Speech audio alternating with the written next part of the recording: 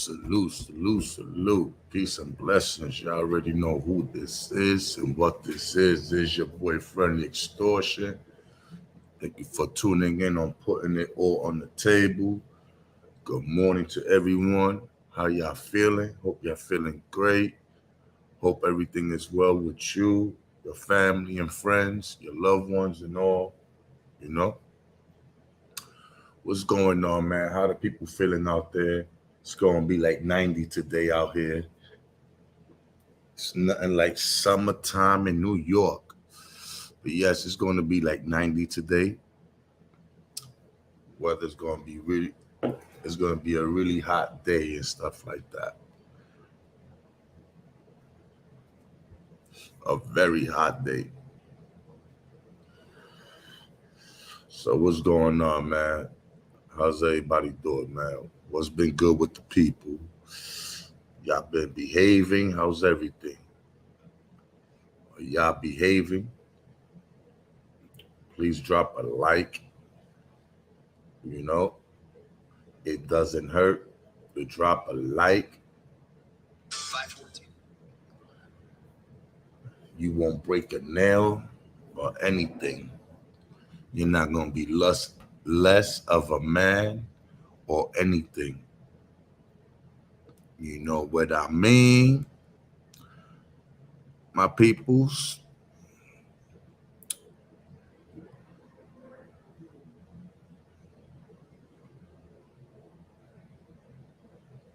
So, man, a couple things has happened so far all over. Whether in the five boroughs of New York, upstate New York, downstate New York, uh, whether Jersey, Philadelphia, all across the globe, things is going on, happening and stuff like that. There's a lot going on, and unfortunately, it's sad. It's sad to how things is going, how things is looking, and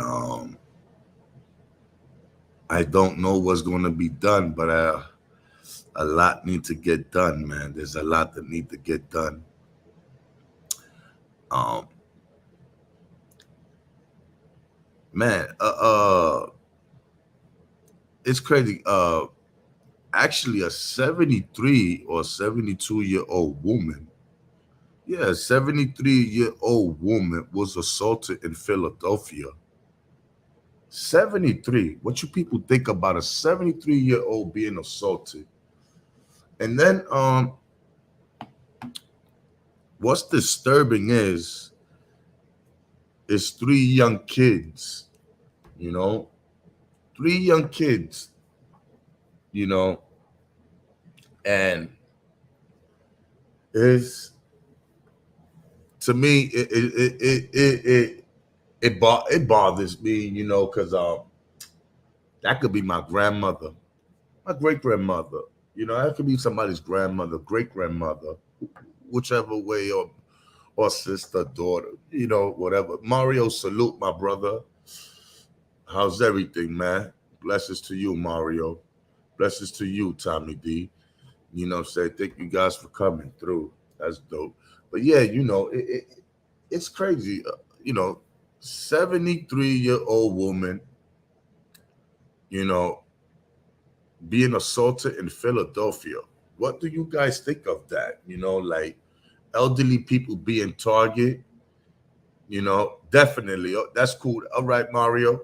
You know, um, a 73-year-old woman being assaulted. Like, what you guys think of elderly people now being targeted randomly, whether adults or young kids? But people are targeting the elderly, like what's going on with the world? What's going on with the people, man?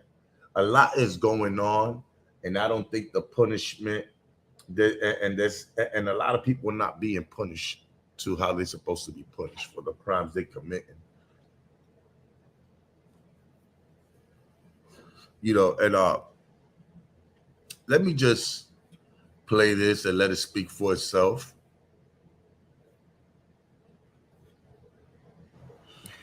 Yeah, this is actually Society Hill beyond Spruce Street, and there's this. Let me play the video. Here's the other story that I was just alluding to. We have three, really, they're just children, three very young suspects accused of assaulting a woman in her 70s. We've got Steve Keeley right in Old City.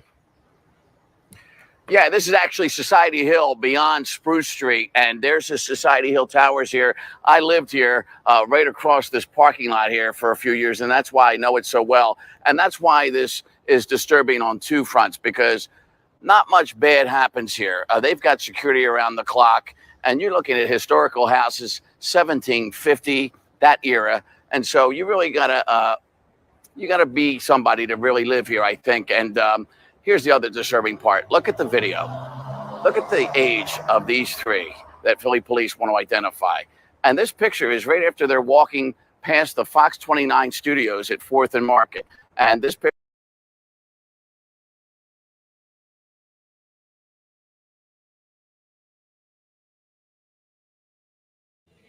These are young kids, my people. Young kids. You know, young kids. Now, where are the parents? You know, this is a community where they don't belong. And I'm being honest. They don't belong in that community. It's a very wealthy community. It's a rich community. I'll let the people speak, you know. Picture taken at the Cozy, former Cozy at 4th and Chestnut. So they passed Chestnut, then they passed Walnut, and then they get down here to what's called Locust Walk and Willings Valley. And this is another historical strip here. And there's a 72-year-old Society Hill resident that everybody knows now. There was word of mouth before this got out by the police that this happened.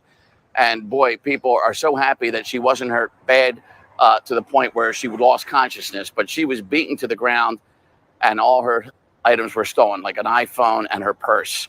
And boy, we got some reaction from the neighbors who were both angry, disturbed, and shocked by the ages when they saw the video from the Philly police.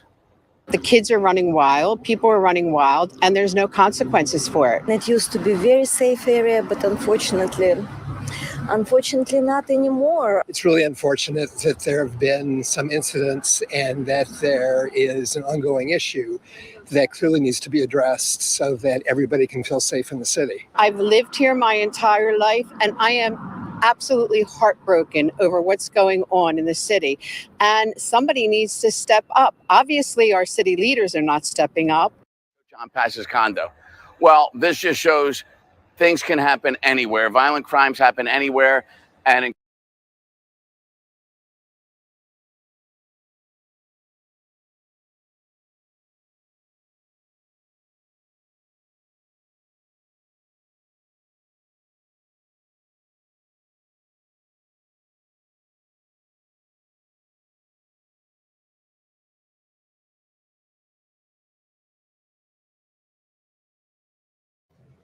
Morena, blessings. Thank you for coming through. Thank you for support. I appreciate it. You know, and this is like, first of all, I want you guys to just focus and look at these three kids on the picture. You got a little girl and two little boys. You know, and it's sad, but the truth is, we're the parent. Where's the parent? What are the parents doing? You know, what's going on at home with these kids and the parents? What's going on at home with these kids that they're leaving their home, their community, and going to other places and commit these type of violence and these type of things? Like, what's going on? You know, what's going on? You know, like, it's insane to see what's going on, especially with the young ones. These are kids that are lost. I will hope their parents or family would do something about it and take full responsibility for what their kids are doing out in these streets. You know, is it. This is unacceptable. Young boys targeting an elderly woman. Why are you hurting the elderly? Why are you hurting the elderly? Why are you taking it out on these people? What is going on at home that you had to leave your home, your community, your area, and go somewhere else and hurt a 73-year-old woman? What's going on at home? You know, what's going on at home? What's going on with these parents that they are losing control of these young kids? Look, it's like you can't even make this up. What's going on at home and what's going on with these parents that they cannot control these little young kids? What's going on at home?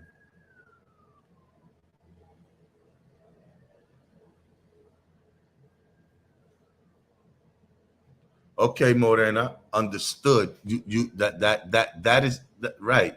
And I just don't understand it, where people be like, I think parents need to start taking full responsibility. I believe parents should take full responsibility, you know,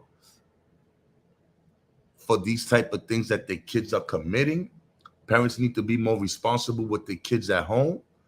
A lot of parents are just giving their kids too much freedom, but not enough guidance.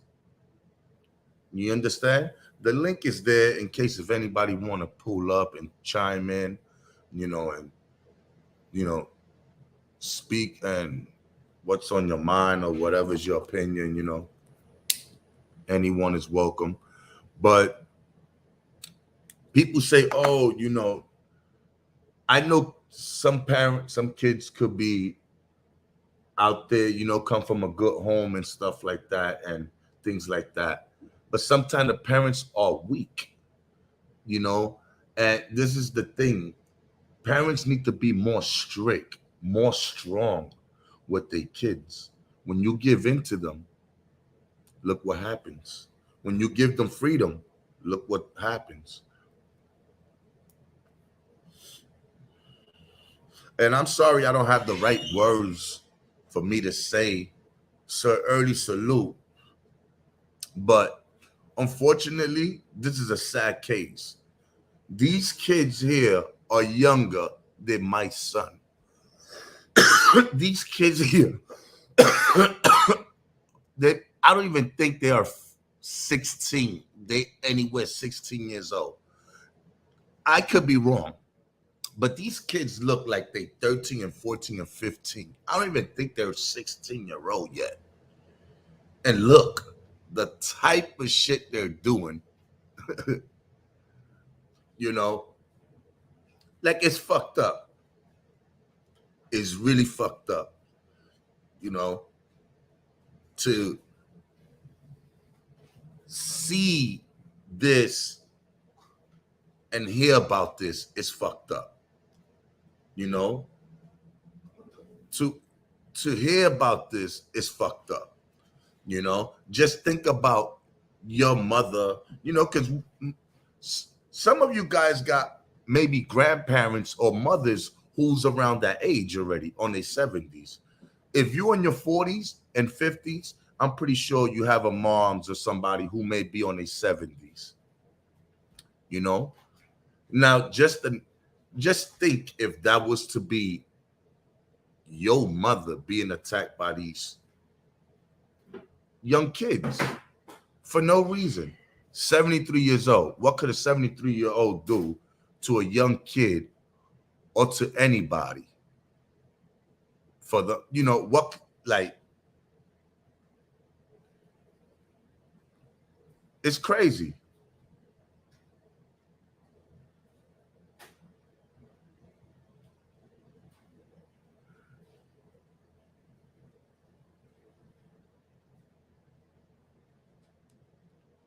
But this is what goes on in our community.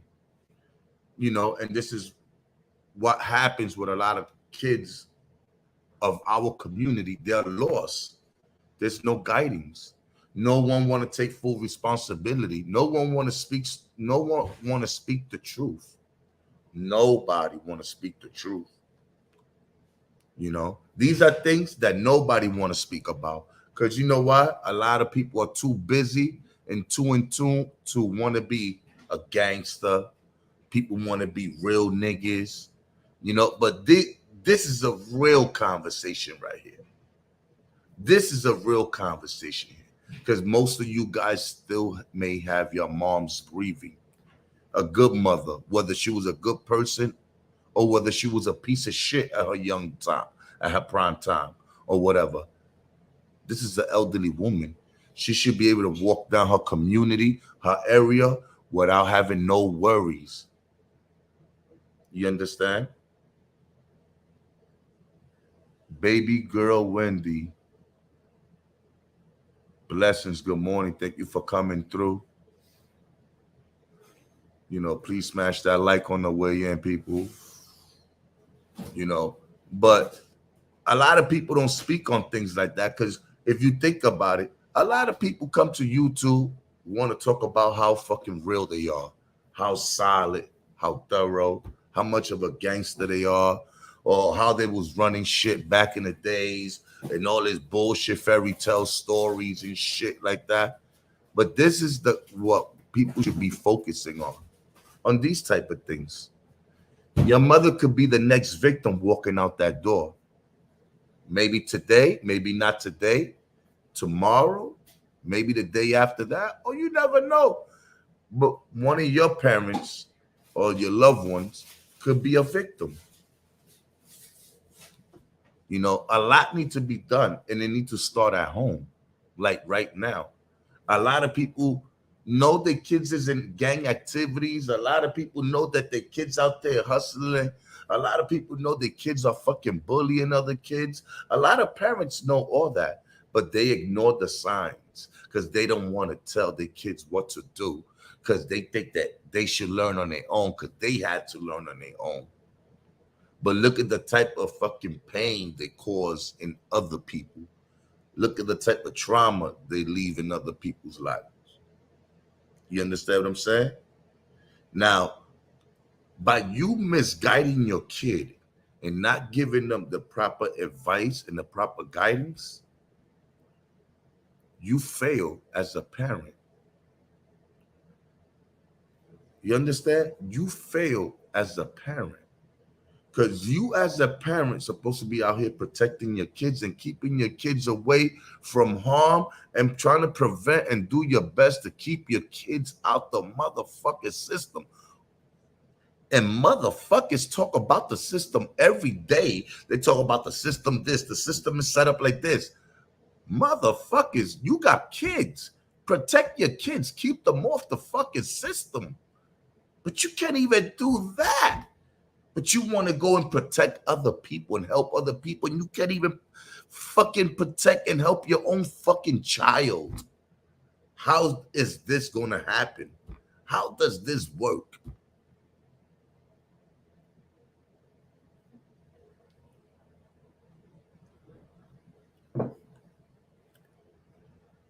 Too many real motherfuckers in this world. I noticed that. It's too many real motherfuckers. Everybody real. Everybody real. But this is the real shit what we need to be talking about.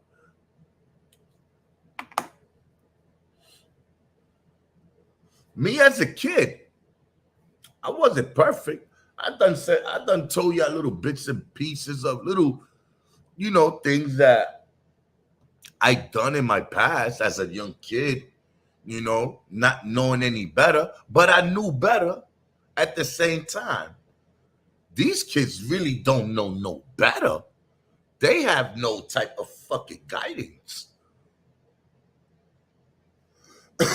These kids, you tell them something, you stand there, sit with them and have a conversation and tell them something. And the crazy thing is, things that I knew when I was 6 and 7 years old, you have that conversation with a 16-year-old, And this is the response you're going to get. Why? Word? Why? These kids are asking you why. At the age of 16, they still don't know what they were supposed to know when they was 5 and 6. They're 16, 15. And when you speak to them about something, they'll be like, but why? Motherfucker, are you dumb? Are you slow? Are you retarded? What do you mean why? It just shows it tells you that a person didn't have a conversation at home with their parents. Their parents did not have that conversation at home with these young boys. When you have these conversations with these kids and they reply and they respond is why? Now you know, and you can tell that you're dealing with a child or a kid or a person with an individual that was never taught anything. Nothing. But then people want to say they are victims to the system. No.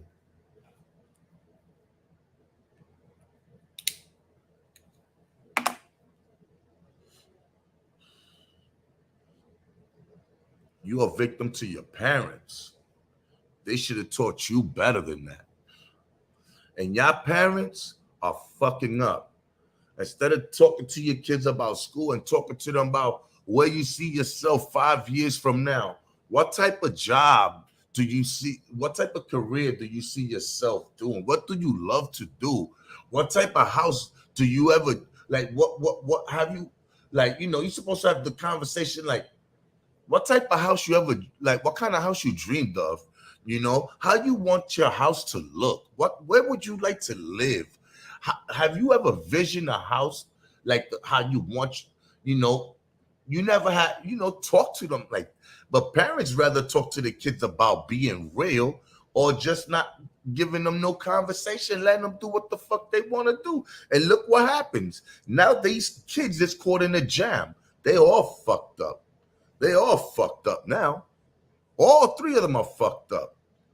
And you know what? The consequences should be serious. The punishment should be serious. Even though they're young kids, it should be serious. People need to start. I mean, I know it's not right, but then again, I know they're young kids and all that, but at the end of the day, these young kids know more or less what's right and what's wrong. Okay? Nicole, good morning, blessings. Thank you for coming through. Appreciate you, Nicole. What's up, Nicole? How you feeling? How's everything with you? How's everything going on with you and your family and your friends? You know, how's everything going with all you guys? Hope everyone is well and everything is going great, man. And don't give up. You know what I'm saying? Even if things don't work out. Even if things don't work out today or didn't work out yesterday, don't give up. Don't give up. Don't give up. You know, if it's something that you love doing or whatever, don't ever give up. Don't give up.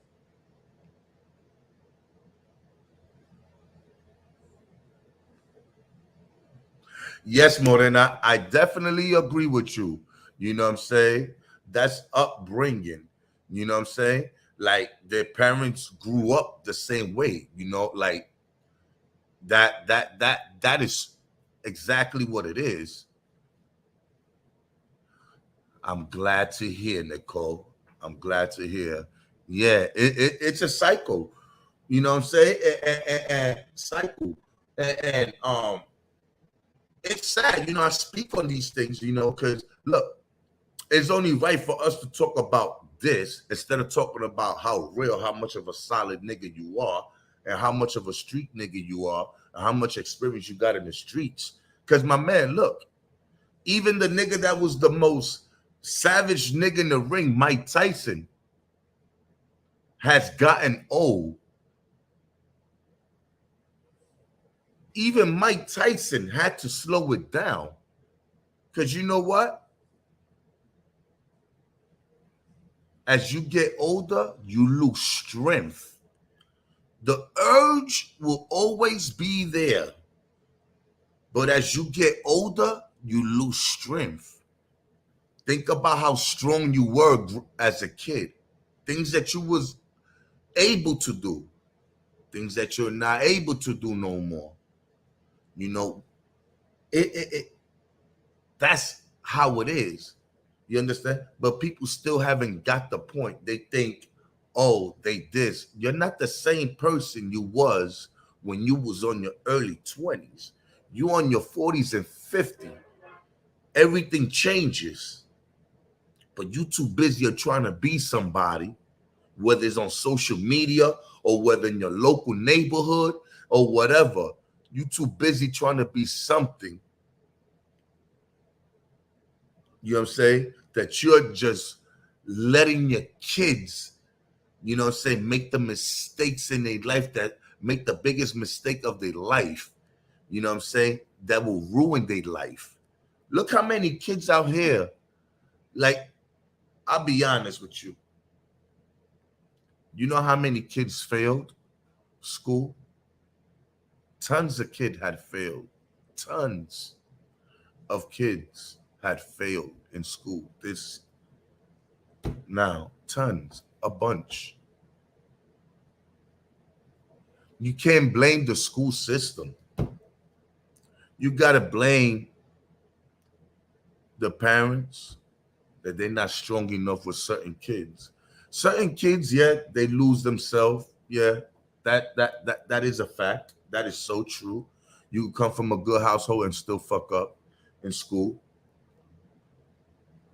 But the majority are not taught anything at home. And this is what they do out there when they're on their own. They're making mistakes on their own and learning from their own mistakes, but thinking that those mistakes and the way they live in is the way to live. They think that's the way of life. Cindy, blessings. Thank you for coming. You know, that's just the truth. You know what I'm saying? This is the real shit. One day I'm going to be, God forbid, God bless me, if I can make it up to 73. If I make it to 73, I'm blessed. That will be fucked up. To me, I wouldn't even want, I would feel fucked up. Somebody beat the shit out of me on the streets or jump me or beat me with a bat or a stick, just hurt me at the age of 73. I will feel like shit. That's why I speak that now, because I see I'm only getting older. I'm not getting any younger. I'm not going to be, I used to think when I was young, I was going to be 21 for a long time. And you're only 21 for a year. You only going to be 21 one time for 1 year. After that, you're going to be 22. And that 22 is going to be only one time. One time for a year. And it's going to be like that every year into, you know, that's how it goes, you know.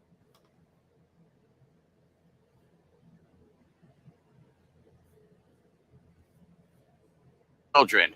And boy, when you talk about anywhere, something that made even world headlines, John Paz, who owns the top floor of that new condominium that was built as I was moving out, he has it on the market now for $32 million.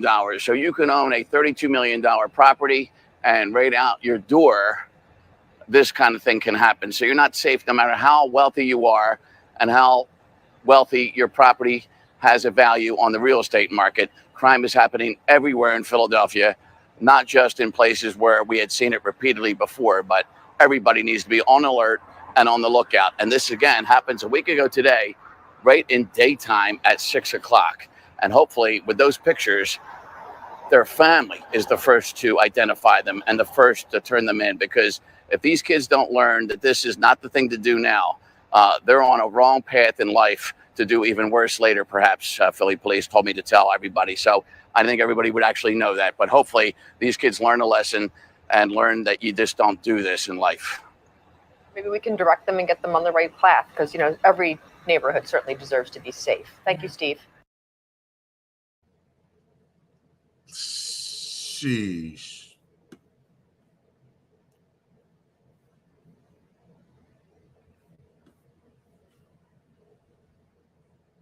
You know, right. When I was young, I was never thinking about getting old. That's something that when I was growing up, also Nicole, when I was growing up, I never thought of getting old. You know that? I used to look at people when they should be like, "Oh, I'm 30." I'm like, "Oh, there's some old niggas." Oh. Not realizing one day I'm gonna be 32. And you know what? I was 30 at one time. And you know what? I was 31 at one time too. Oh man, this is crazy. That's just the way it is.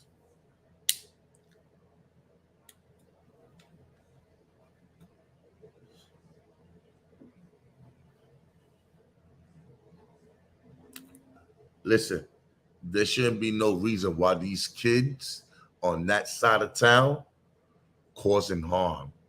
There shouldn't be no reason. And it's messed up that unfortunately this woman had to experience that at the age that she is right now. Now think of this. Even though they're young kids and the woman survived, yeah, people are like, oh yeah, but she survived. But check this out. That's not the point. The point is that's a 73-year-old woman that could have had any type of health condition, that a heart pacemaker or anything, you know what I'm saying? And that mistake right there, it could have been a tragedy. You understand what I'm trying to explain right here, or what I'm trying to say? You know what I'm saying?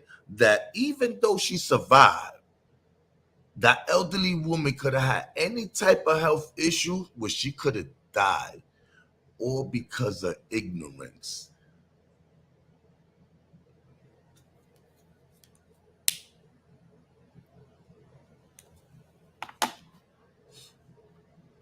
Look, growing up, I never put my hand on an old person. I never put my hand on an elderly person. Never. Because what? I knew better than that. See, I had my mother, I had my father, I had my family who always spoke to me about certain things that always pushed that heavy in my life. You know, like they literally pushed that really heavy in my life. Like no matter how much I fucked up in life, there's certain things in life I wouldn't do. I never done and I wouldn't do. You understand? Because I know better. You understand? They sunk that in my head since I was a young kid.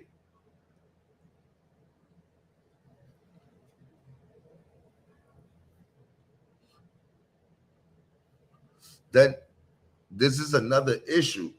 A lot of parents don't even influence their kids to get a summer youth job or anything like that. You know, they got these young kids and use them for little what's that shit called?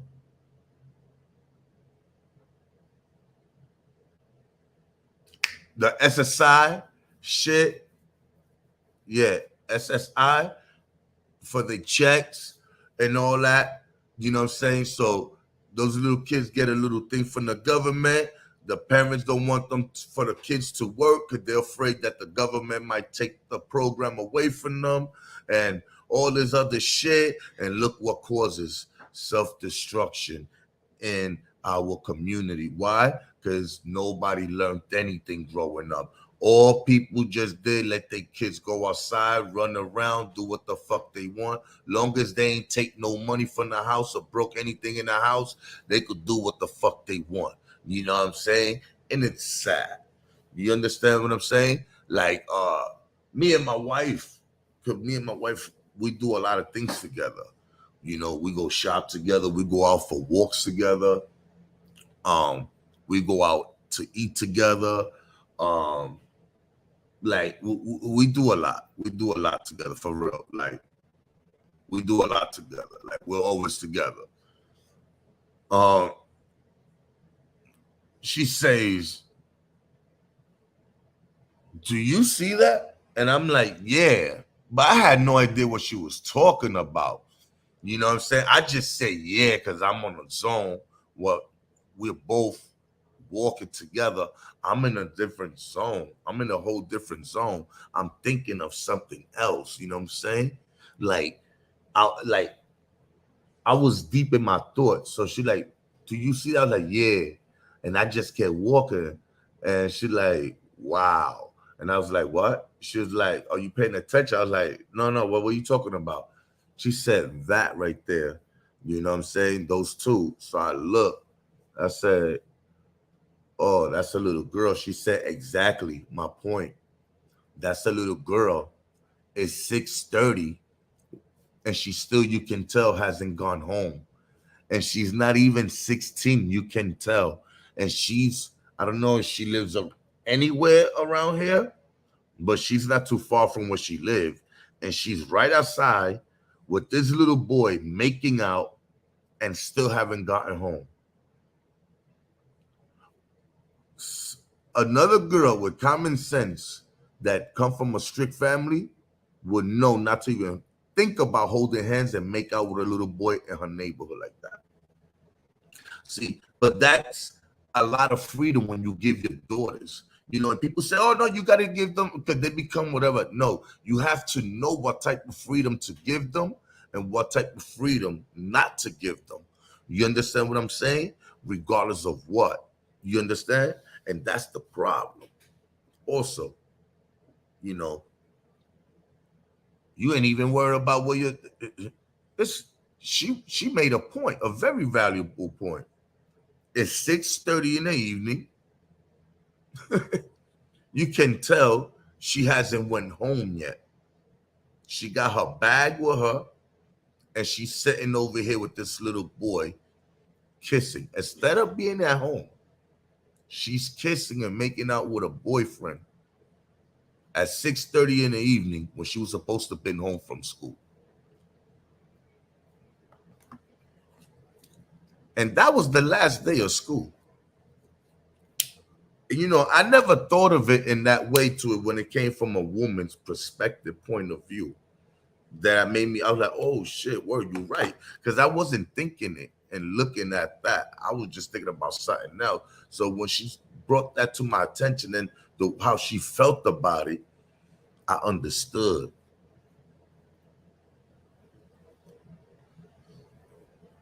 Yeah. We do. Listen, we be having our little disagreements, but it's not an everyday thing. You know what I'm saying? Well, we are like, we don't even argue. You can say we'll have like a little disagreement. Like, it's not the perfect house, but it's not. How can I say?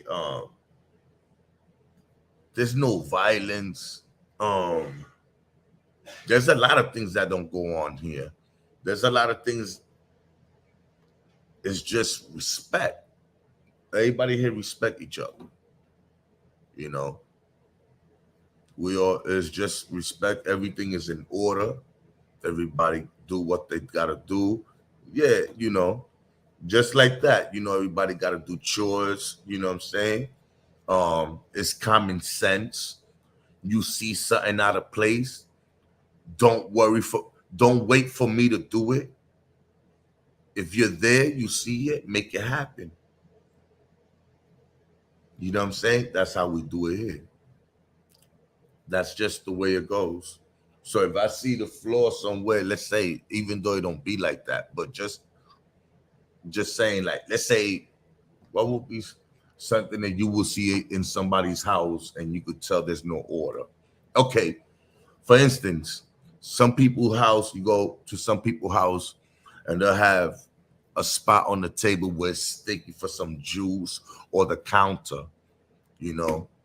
and people walk by it and they just keep placing stuff around it on top of it and don't care. Just live their normal life the way they live it, and wait for whoever's going to be, whoever's going to do it. Over here,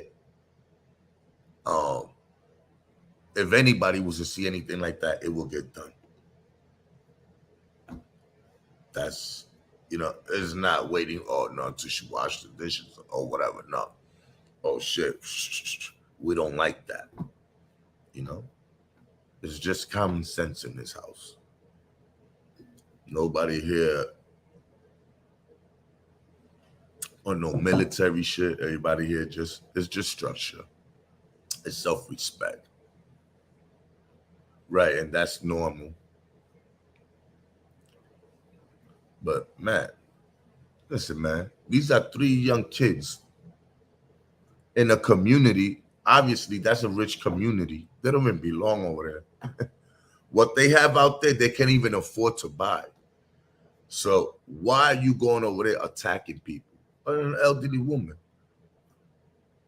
Why are you not paying attention to your young boys and your young girl? I don't know if they brothers and sisters, or brother, cousin, and sisters, or friends from the neighborhood, or neighbors, or whatever. But there's a lot going on when it comes to a lot of parenting. There's a lack of parenting skills with a lot of people. And this is what's going on when you fail your kids. This is what happened. These are the stupid things they'll do. And not only this, but behind that, there's consequences. Now your child has to be in the system for whatever, people, those people decide to, whatever time they think you should be in there for, or whatever it is. But now your child has to live a different life. You know what I'm saying? And 9 out of 10 is your fault, because you're the mother or the father or the uncle or the auntie, and you motherfuckers ain't do nothing about it. You got some uncles and aunties that be like, yo, look at my nephew. That's a badass little nigga. That's my brother's son. That little nigga bad. Man, leave that nigga alone. That nigga, come on. You gonna let that little nigga just throw his shit away like that? Throw his life away? You the uncle. You should discipline that kid.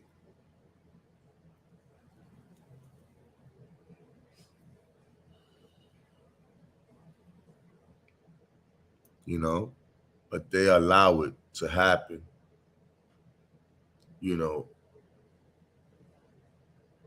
These young little kids are lost in this world, people. They are really lost. Young kids. Nobody's paying attention to the kids. Nobody taking the initiative and doing what they got to do with the kids. These young little girls out here already with boyfriends making out. 14 years old. Yeah, I was a little kid. I was loose when I was 14 years old too. But now I'm older. I understand. So now I look like, damn, them girls' mothers wasn't shit. They knew I was a fresh little boy. And they let their daughter and they let me be her boyfriend. What type of mother is that? You let Phil be your daughter's boyfriend? You out your mind, lady. Now that I'm older, I think about it. I said, damn, those parents didn't give a fuck. They was reckless. Because my cousins and they wasn't even allowed to have a boyfriend at that age. You crazy? Try to talk to them about a boyfriend. They'll talk to you about, safe sex. They'll give you that conversation. But talk to them about a boyfriend. It's over for you. Like, for real. To my family about a boyfriend. At the age of 14 and you're done. That's straight up. No bullshit. That's some real shit. You know,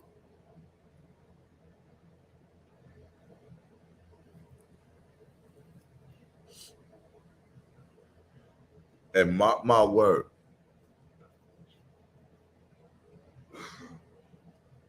people don't be caring about these type of things that go on. People don't talk about these type of things that go on. But check this out. A lot of these motherfuckers are old. And one day they're going to get a taste of that medicine and they're going to know what it feels like to be violated. You understand? At that age. You understand what I'm saying? People don't speak about that. But one day it might happen to somebody close to them or to them. You know what I'm saying? I'm going to get older. I'm going to get older. I'm only going to get older. You know what I'm saying? Every time I just get old, and I get older and older and older until, you know what I'm saying, it's my time to go. You know what I'm saying? So I speak on this because I can only imagine me trying to live whatever, you know, whatever time I got left, I'm trying to live it comfortable and just be easy, not bother nobody. I'm out of people's, and you know, something that could be your grandchild, your great grandchild would do some shit. You look at it like, damn, what the fuck did I do? I'm not even, you know, it's just, it ain't cool. It ain't cool. It ain't cool.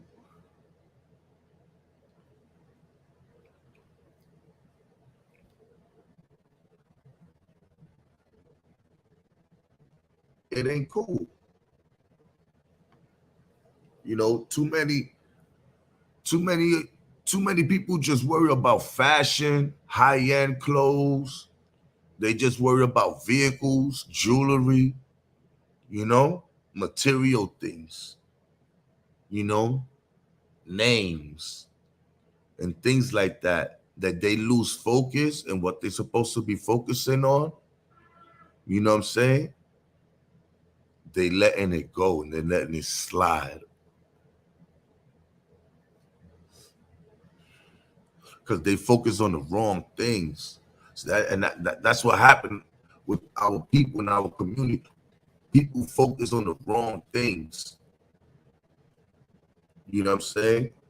A lot of people be too busy trying to be too real that they forgot to sit down with their own child and talk to them or help them out with some schoolwork or something. Because they too busy trying to be real or being real, not trying to be. They too busy being whatever real that they missed the time they had to put in with their child and give them guidance. Because they was too busy being real. You feel me? That's just the reality. You know, I don't know what made these young boys and this little girl do that, but whatever reason, you know what? You know that wasn't right because you had no reason. That was whatever excuse you got is not a reason for you to do that to that woman. First of all, you're a young little boy and you should know better. You should respect. For you to do shit like that, shit must really be fucked up where you coming from. Shit must really be fucked up where you coming from. You know, and that's just the fucking truth.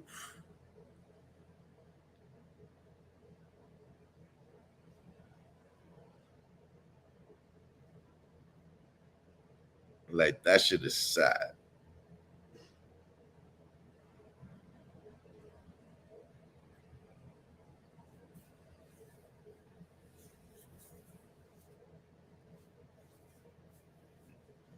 these young kids. But yo, I'm lucky to have a good son, you know what I'm saying? Like, for real, cause that's why I don't know. But I don't know. I just always been on top of minds. You know what I'm saying? Yo, Ern, good morning, my brother. Thank you for coming through. Appreciate you, Ern. How you feeling, Ern? It's a beautiful day out here in New York today. The sun is out, nice. It's it's hot, but it's still pretty cool. So it's like a dope ass weather right about now. You know, everything is looking good. We just gotta see how the day go and make the best out of it. But you know, we're gonna get old one day. You know what I'm saying? Instead of being busy on being a real motherfucker, being a real solid nigga, be a real nigga and be real solid and work on your family, work on your kids on the way to work. Yo, that's a blessings, Ern. That's a beautiful thing right there. On the way to the job. God bless.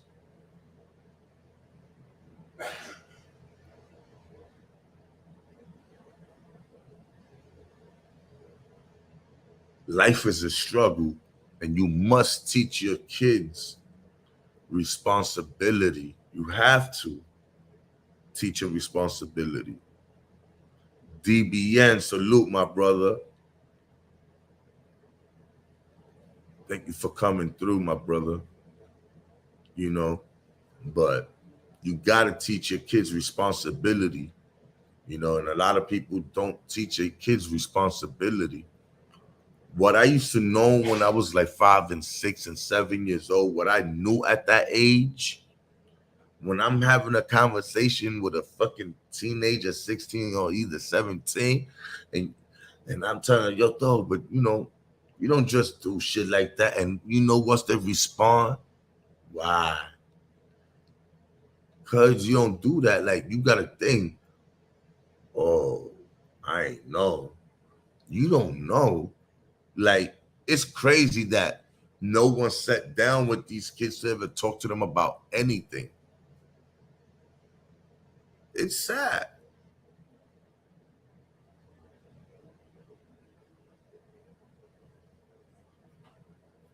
It's fucking sad.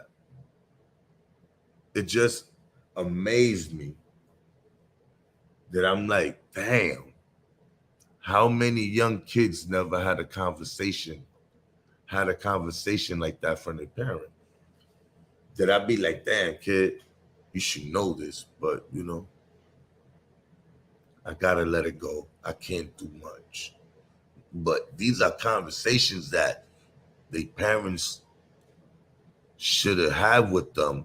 These are conversations they should already be familiar with, but they're not because there's no guidance. I'll get the fuck out of here. They do what they want. If you walk the streets, be honest, you see a lot of young little niggas dirty. They be having Jordans and all that, but they're all dirty, them little niggas. They be on the Adidas suits and all that, and they be a little dirty. Like, you letting your kids go outside dirty? A lot of these little niggas be dirty. They armpits smell. You'd be like, yo, I know the mother and the father didn't let that little nigga just go outside like that. Nigga, you gonna take a shower. Before you go outside, you gonna wash your fucking ass, nigga. The fuck out of here. You're not gonna go visit no friend or go smoke with people without washing your fucking ass. Motherfuckers out there without even washing their ass. You like, oh my God, this little boy crazy. Who the fuck is this little boy parent to let him come outside like that?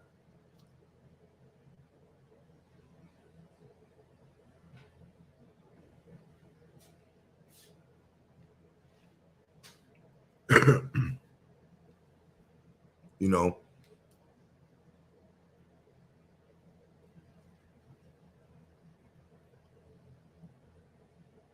people always wondering, yo, what we gonna do? What we gonna do about this?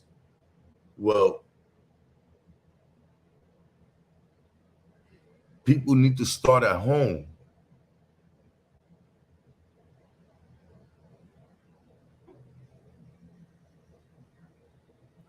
Definitely, Earn. Appreciate you. You know what I'm saying? People are like, oh, what we gonna do about this? Well, you need to start doing what you need to do at home. People ignore it or what's going on because it ain't hit home, it ain't happen to them, you know? So they ignore those type of things. They could care less about what the fuck happened. I don't give a fuck. They'd rather be a real motherfuckers.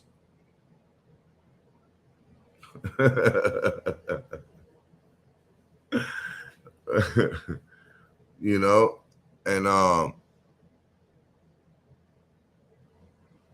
but this is the truth. People need to take responsibility. People need to be responsible for their kids. And there's a lot of parents out there who's not responsible with their kids. You know, you can't. People be like, oh, but their parents don't know what they're doing. What? Don't you see them right there outside doing? The parents gotta see that. Now, if you don't see that as a parent, you are a fucking fool. Because only your child is gonna suffer, not mine. It's gonna be your child. Remember, I'm not the one that gotta worry about burying a son. I'm not the one that gotta go and make funeral arrangement and trying to find what coffin costs what price that I could be able to afford. It's not me. It'll be you if you have a child out there, you're not leading them the right way. That's going to be you. You're the one that's going to be crying, not me. You're going to have your kid at the age of 13, 14, 15, 16, 17 years old doing a couple bids. Or doing a bid. Hey, man. It's not my child who's going to be talking about how rough life is and how fucked up the world is. It's going to be your kid if you don't get it together and focus on your household and try to make it right.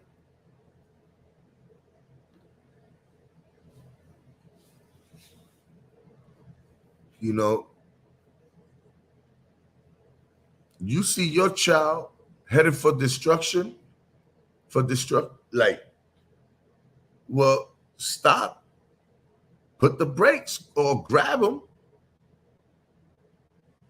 sit them down, talk to them, and be strong. Tam, blessings. Thank you for coming through.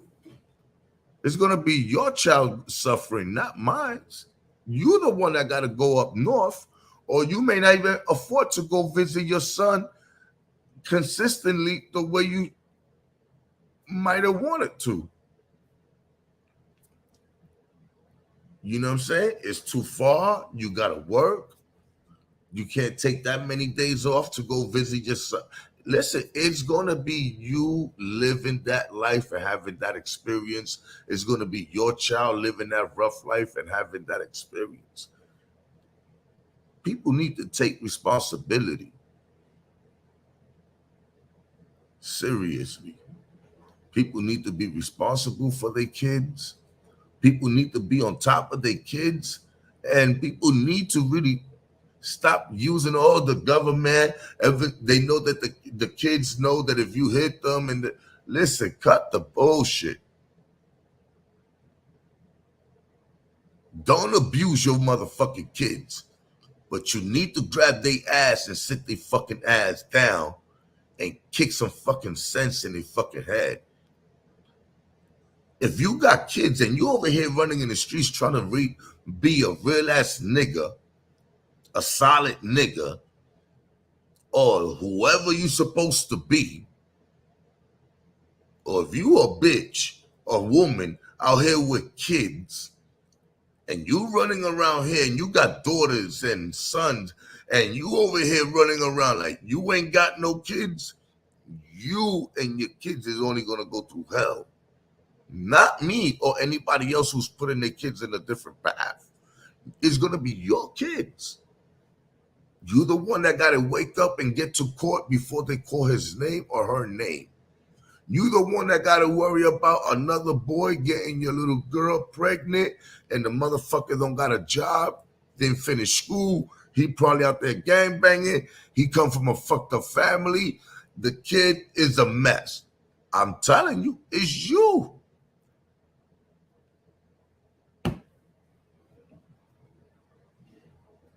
You know what's right and you know what's wrong. You know what's best for your child.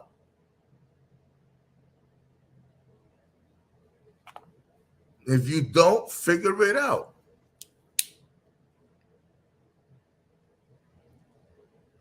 Figure it out.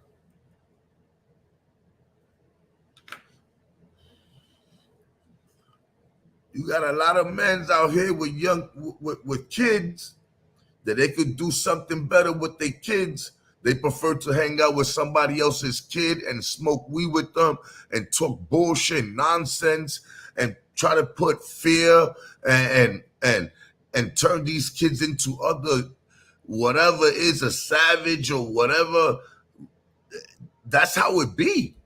When you got your own kid and you should spend time with your kid and teaching him about life and something productive, keeping him into whatever, instead of wasting your time with somebody else's kid and fucking up somebody else's kid's life too. That's what a lot of men are doing too.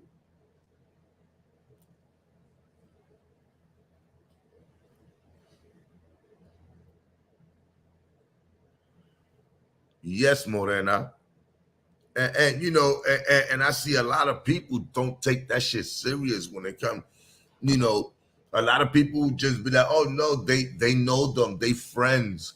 You know, they from up the block. Those are the kids from around the corner. Those are the kids from the building, or those are the kids from whatever, or those are the kids they went to school with. I understand that, but you fail to understand and realize and think of are those kids are the type of kids you want your kid around. Remember, it could cost that child a lot. He could make that one mistake, and that mistake there's no coming back from. Whether he could end up in prison for life or his life could be taken. Either or, he could make a mistake and there's no coming back from. Are you going to allow them to make that mistake as a parent that they could never come back from because you felt they had to learn on their own? Talk to me, y'all. I want to know.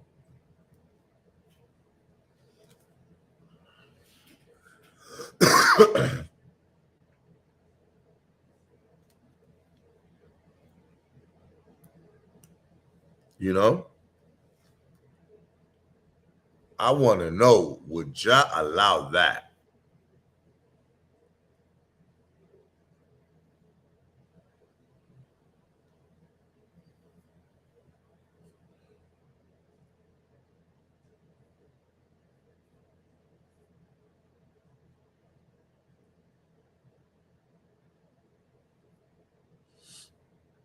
Yes, Morena, that's a fact.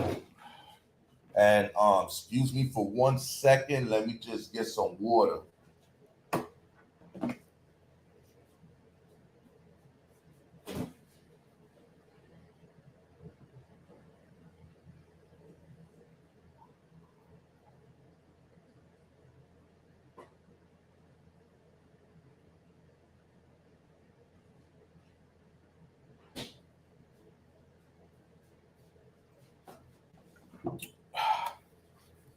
You know,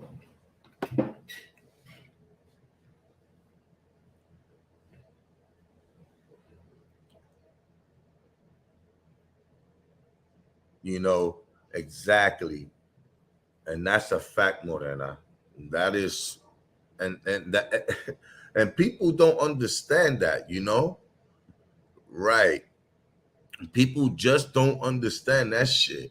It's like, listen, it's all right, people. Everybody learn from their mistakes. Yes, we all gotta learn from our mistakes. But listen, there's certain mistakes you definitely gotta keep them away from. Because that mistake could be forever. That could ruin a lot. And as a parent, you should want the best for your child. I don't understand and I don't see the point of why people or a lot of people just don't get it through their head and don't understand that you gotta hold on to your kids. Remember, somebody kill your child or anyone's child, God forbid, it's not me who's gonna be crying. I'm telling you, worried about burying a kid or anything.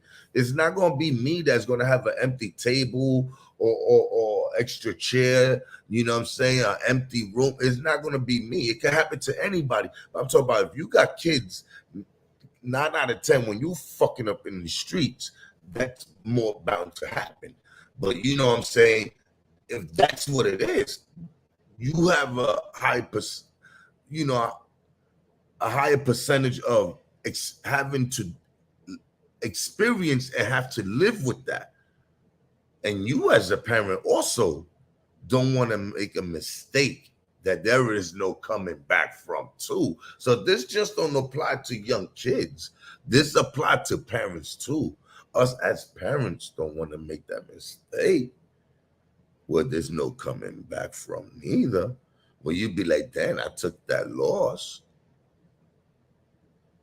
You got to be a cold-hearted motherfucking mother or a father to be able to live with that and accept that. I think I'll fuck you. Oh, man, let me shut up. I wouldn't even know how to, oh my God, I wouldn't even forgive myself.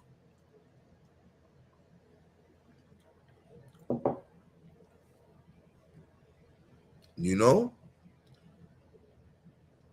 You could make 1,000,000 kids. You could make 100 kids, 15 kids. They all have different personality and they're all special in their own ways. And you will never get that same child that you have taken a loss from. There will never be another her or him. It will never be. Never. You might have another child. It may may look like him, resemble him or her, or resemble whatever, or whatever. But it will never be another one of that one. There's only one. Man, people, I don't know what to tell you, but this shit is real. We getting old. And for those of you who young, try to live as long as you can. Don't don't throw your life away on petty shit. You know what I'm saying? Especially for man, listen. Don't throw your life away for nothing, bro.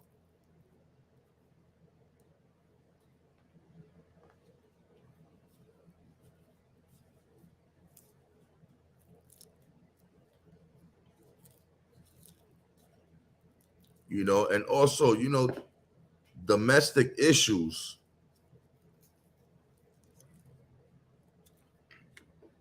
A lot of people live in homes and come from where there's a lot of domestic issues. And that's another problem right there. A lot of people that come from homes where there's a lot of domestic issues. And to be honest, it's even worse when there's people that come from a house where there's domestic violence and the person is not the biological parent to those kids, but there's domestic violence with the mother in those homes. You know what I'm saying? And these women, you know what I'm saying, just trying to find love in us and whatever it is, that they put their kids to suffer, knowing that this person may not be good for the kid. You know what I'm saying? Knowing that this person is just a piece of shit or whatever, they will still manage to keep that person around the kid's life. And that shit also has, I think is has an impact on a lot of situations like that. Cause, sometimes there's girls, who are growing up to see their mother being in domestic issues. Cause a lot of women do dumb, stupid shit. And these little girls thinking that this is really love. And when a nigga love you, you know what I'm saying, they're going to act a certain way. Oh, he's just like that. What the fuck? That nigga beating the shit out you, yo. The fuck you mean? He just like that. He be all right. They really grow up to think this is the way to be treated. And it's sad to see young little girls, people calling them bitches, hoes, all the other shit out there in front of everybody, in front of the whole avenue, in front of the block. The way they talk to these girls and the way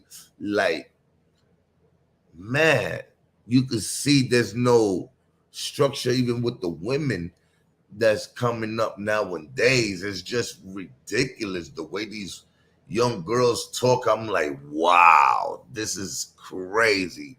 Am I an old man, or this is what it is? Like, where have I been that I'm fucking seeing these young girls just talking crazy? They over here suck my dick, eat my put. Yo, the way they dressing, I'm like, Lord have mercy, man.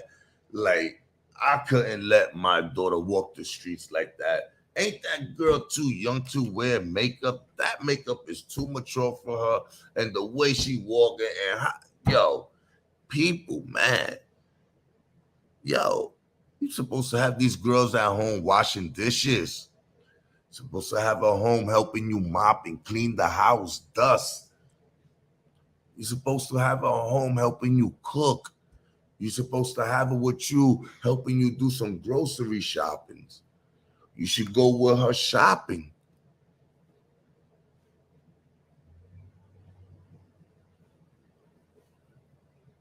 Yes, that is so true.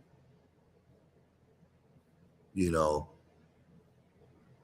it's, man, amazing. Amazing how I have seen people that had to live that life that I'm like, wow, that's crazy. That's crazy. Like,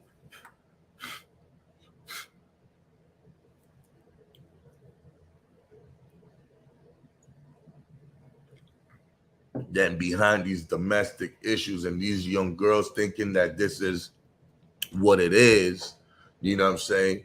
And then these men who come from homes like that thinking that this is what it is, and you not guiding your young daughter the right way, and you thinking this, she get caught up with a fucked up individual in a fucked up relationship. What happened? That could bring death behind that. You understand what I'm saying? That could bring death to your child because you didn't teach her, or you could have probably taught her any better too. You know what I'm saying? But a lot of women also think this is the way they, supposed to be treated when a man love them. And it's crazy, man. It's crazy. And if you speak with a lot of these women, they'll tell you that this is how their moms used to live. You know what I'm saying? It's just amazing, bro. And I salute those women who were strong enough to grow up to be different and, to be something that their parents weren't, to be something better. I salute those women who never put themselves or their kids in situations like that. I salute those women who got out of situations like that when they knew it's time to go. They didn't stay when they knew it was time to go. I salute those women.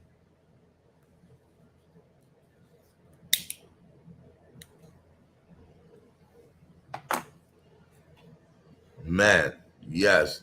Cause listen, that is some crazy shit right there, man.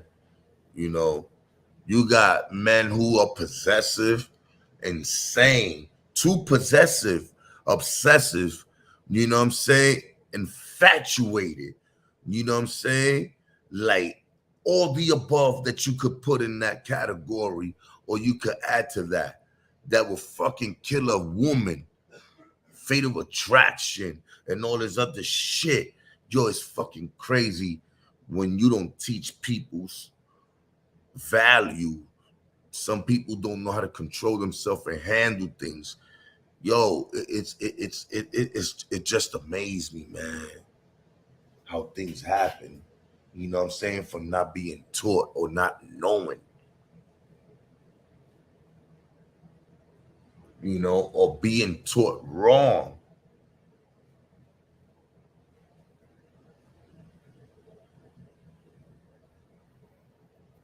That's some real shit, man.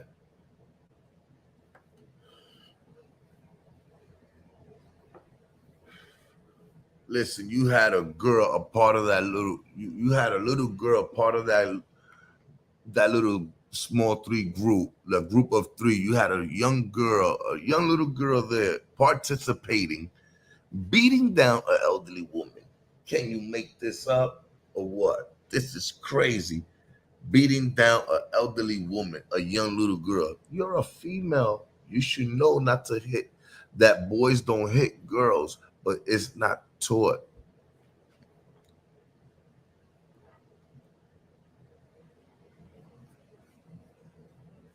Man, I'm telling you, man, this world has changed. And I notice when people say, oh, things has changed from when I was growing up. You know why? Because things has changed from when I was growing up. Yes, common sense. That's not hard. Exactly. We all have a choice. And Morena, that is a fact right there, man. Like right and wrong is just common sense. You know, it's just common sense. Amazing.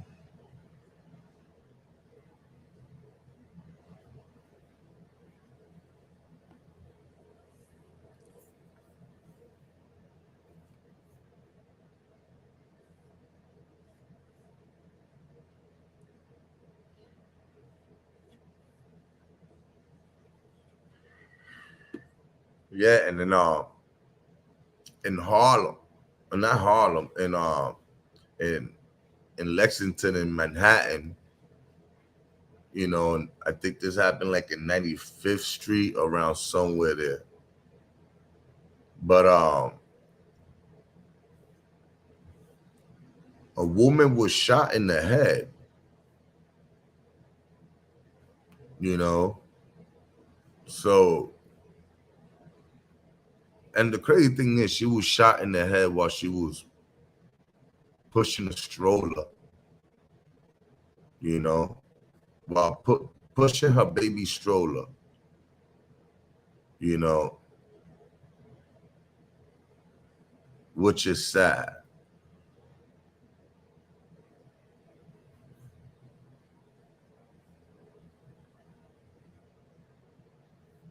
Young girl, 20 years old, you know, young girl, 20 years old, shot in the head, pushing her stroller with the baby in it.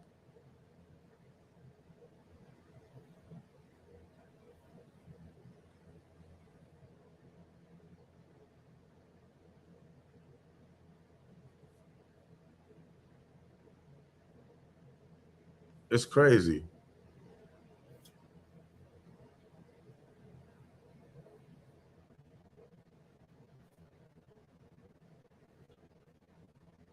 Right now, the NYPD on the hunt for the gunman who shot a 20-year-old mother in the head as she pushed her 3-month-old baby in a stroller along a street in Manhattan. Now, the shooting happened right here near Lexington Avenue and East 95th Street, so on the Upper East Side. So if you are joining us from that area and are familiar with the area. Our Fox News correspondent out in New York, Briella Tomasetti, she's got the very latest on what happened, the police response, and now this ongoing investigation and manhunt. Like noise. It was just only one, but it was like extremely loud, like a boom, like that. Police say that piercing sound was a fatal gunshot that took the life of a 20-year-old woman pushing a baby stroller. 10-year-old Gabriella was playing in an East 95th Street park with her aunt, grandma, and brother when it all unfolded. I seen a lot of people running, and then I saw like a few people, like I saw a woman down there, like she fell. And at first I was like, is she okay? Like, but then I saw people like calling 911, and then I saw the cops pull up. Police Commissioner Keyshawn Sewell told reporters at a Wednesday night press briefing that the shooting happened just before 8:30. An unknown gunman approached the woman from behind, firing a single shot and striking her in the head at point-blank range. EMS responded to the scene, transported the victim to Metropolitan Hospital, where she was pronounced deceased at 9:20 p.m. The 3-month-old baby in that stroller was unharmed but taken to the hospital for observation. Mayor Adams called the brazen attack a horrific crime and doubled down on his commitment to get illegal guns off city streets. It shows just how,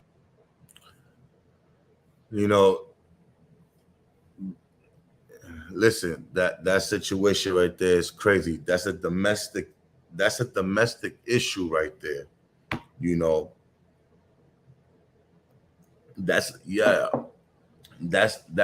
a domestic issue. And this is the problem with women when they deal with men who are jealous, like that, violent. Give me a second. Let me get my charger.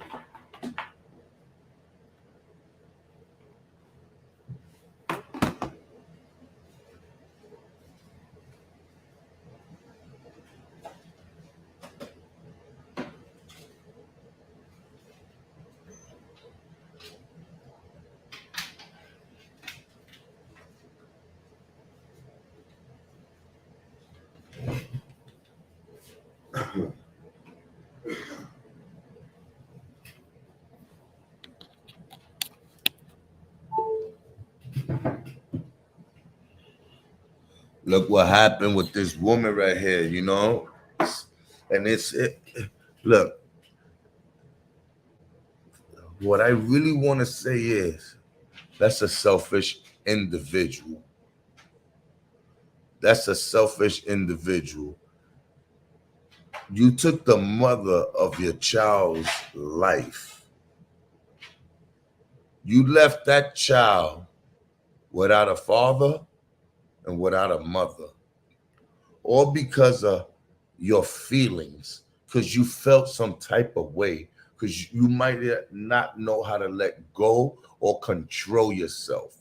Now look, your child lost his mother, have no mother, and has no father, you can say.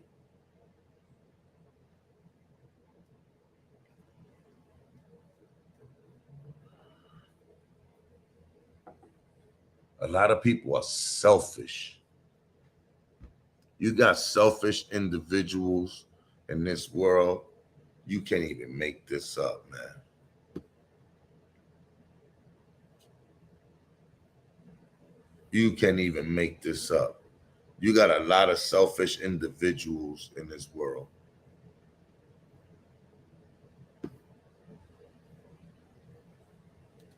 how this national problem is impacting families. And it doesn't matter if you are on the Upper East Side or East New York, Brooklyn.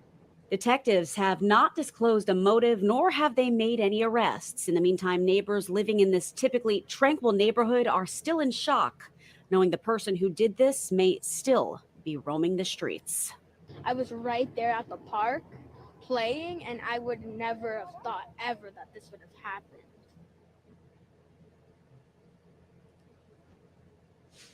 And here is another live vantage point we have from the scene. We do, like I always say, pride ourselves in bringing you full remarks when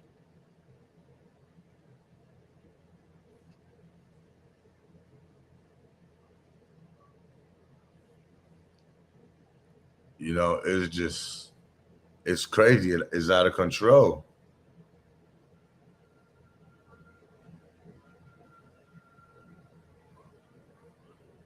And it's a tragic. Trust me, that's a tragic. You know, because now a child is gonna be raised with who? With somebody who might be worse, or somebody who may not even care, or may not be responsible. You understand what I'm saying? There's a lot that goes behind that when the kid don't have their parents also.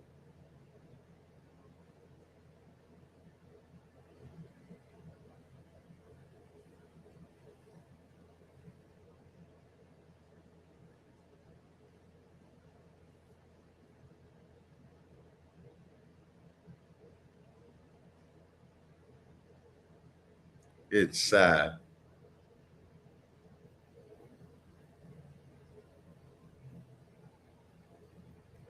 And she was just pushing her baby, her stroller with her 3 month old baby in there. You know, he just came in and just he just blew her brains out.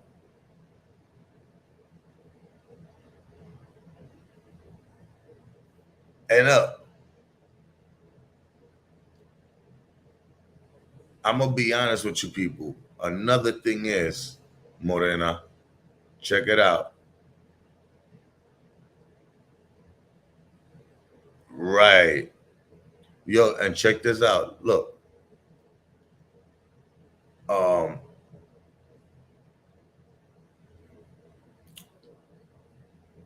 it's it's crazy because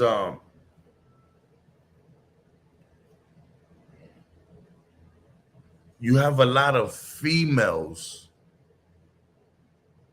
who's on the internet or be on the internet want to meet men because they chat with certain listen, also that's a big risk.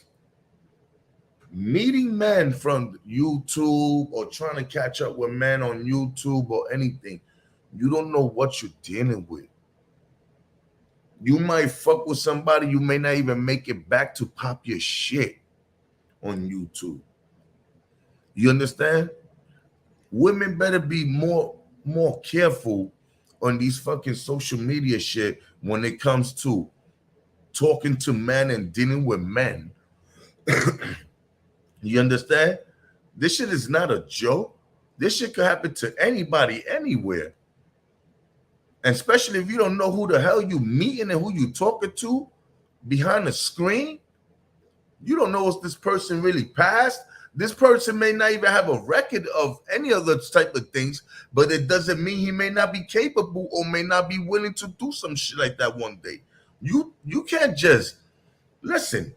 Just because the person don't have a record don't mean that he may not be triggered one day to do something. Look, you gotta always expect the unexpected and prepare yourself for the worst. Hope for the best and prepare for the worst. You can't go out in this world just meeting men because they sound cool on the internet or whatever. You could be meeting up with a fucking psychopath. That motherfucker might beat the shit out you. You know what I'm saying?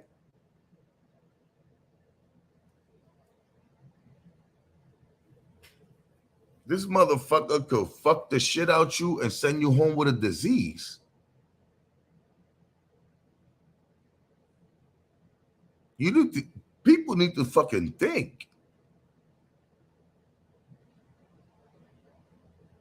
You know, a motherfucker could leave you stranded.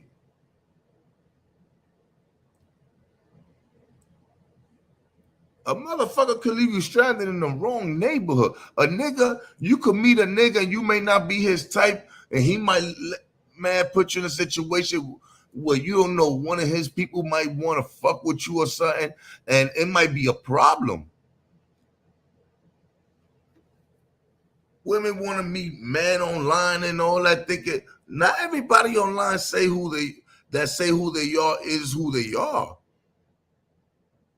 Motherfuckers be fishing online. You don't know who's fishing you. You don't know what the fuck you fishing.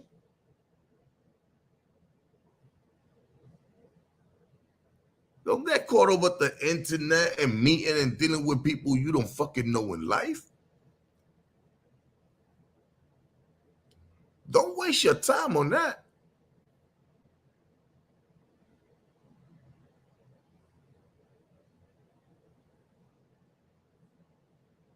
Meeting men on YouTube or any motherfucking dating site, you gotta be out your fucking mind, yo.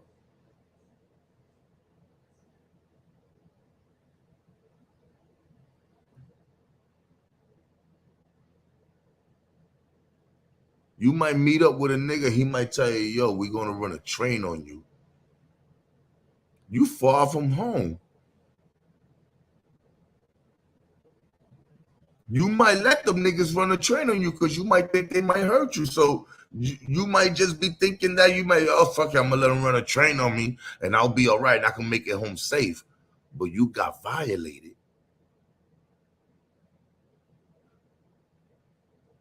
You can't blame nobody but your motherfucking goddamn self. You're an adult. You should know better. You don't meet people online. You don't know who you dealing with. You don't know what type of mental health issues they have, what type of mental health problems they had in the past. You don't know what the things they have done or they capable of doing. You don't know.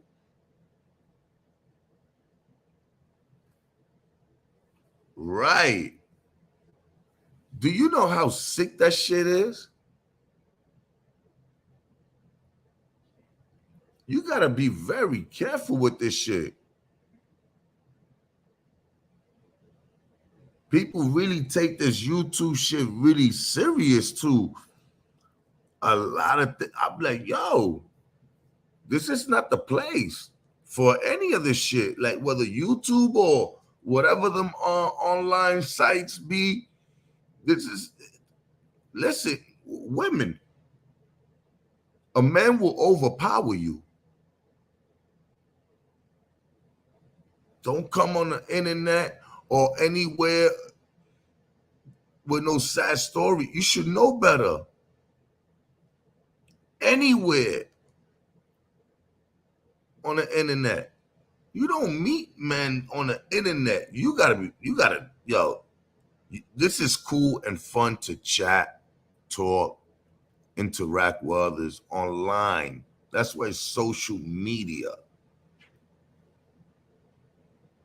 We become social through media, through the internet. But in real life, you can't take a chance. You might meet a man who might fuck your daughter. What's up with that? Let's talk about that. You might meet a nigga online who might end up fucking your daughter. You don't know what the fuck you don't know who you meeting or what you bringing home.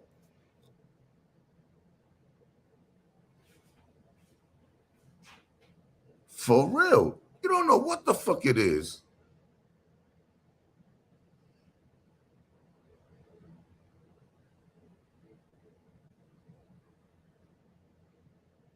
This motherfucker you meet online might end up fucking your daughter. How you gonna feel about that? What you gonna say? Damn, I should have known better. I should have never done that. Oh, look, or your son. Right, Morena. That nigga you meet online might end up fucking your son. Okay? You don't know what the fuck you bringing from out there. It's cool to have fun. You can have fun. You can flirt online.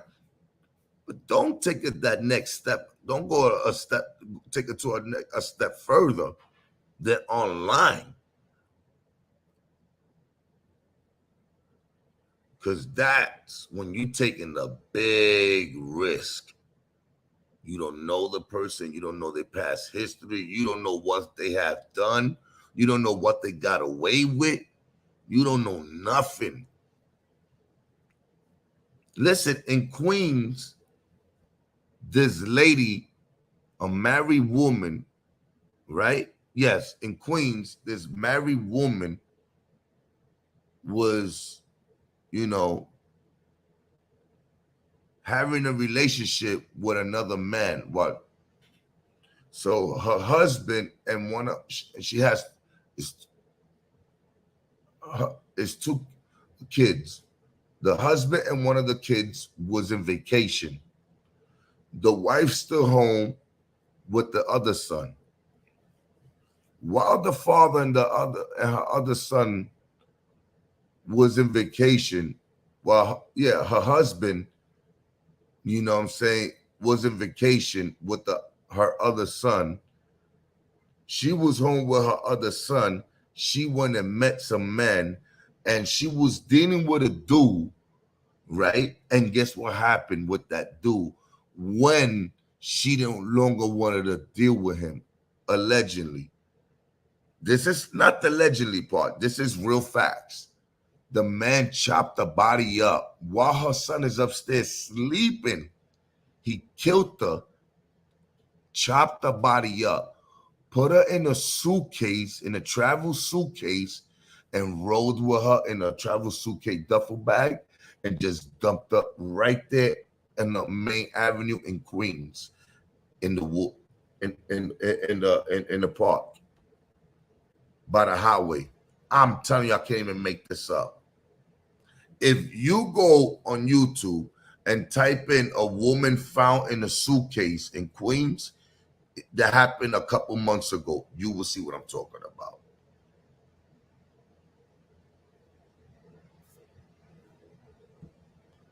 You're going to cheat on your husband.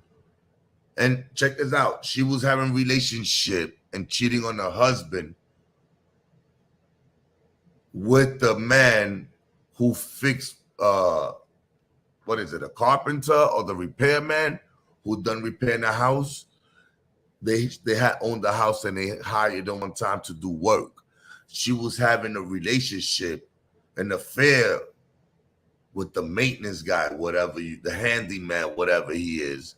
She was having an affair with him, and he ended up killing her. You heard? Then the man texts the husband and tells the husband if he goes to the cops and report that, he's going to kill them too. Listen, people, I tell you this, stop fucking around, okay? Especially when you have a family, stop fucking around, because you know why? You might fucking invite the devil and it may turn out to be ugly. It may not, look, you may not lose your life, but you might have to live for the rest of your life knowing that the person you loved, something tragic happened because of your stupidity. Do you understand? You feel me?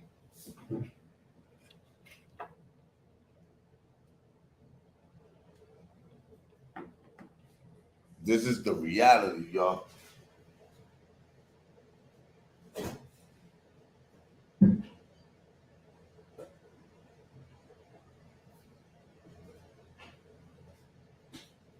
It's just the reality.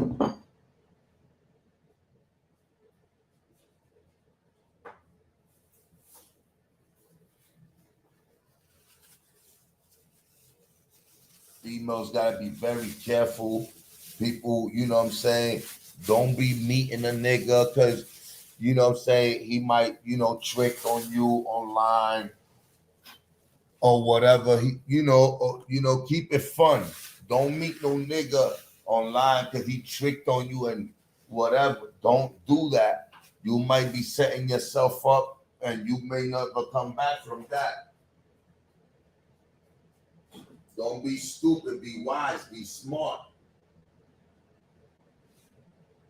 It's time for a lot of fucking women to start thinking and start being smart and start instead of being stupid and dumb.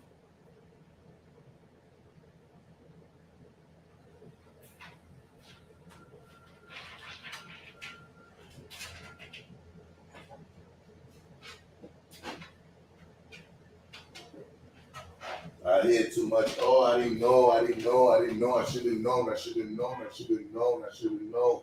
Listen, you should have been known. You were supposed to been known. You know? But you put yourself in a bad situation, then you want to blame the world. No, blame yourself. This is the fucking internet. Don't go on no dating site meeting, man. You don't know who the fuck you meeting.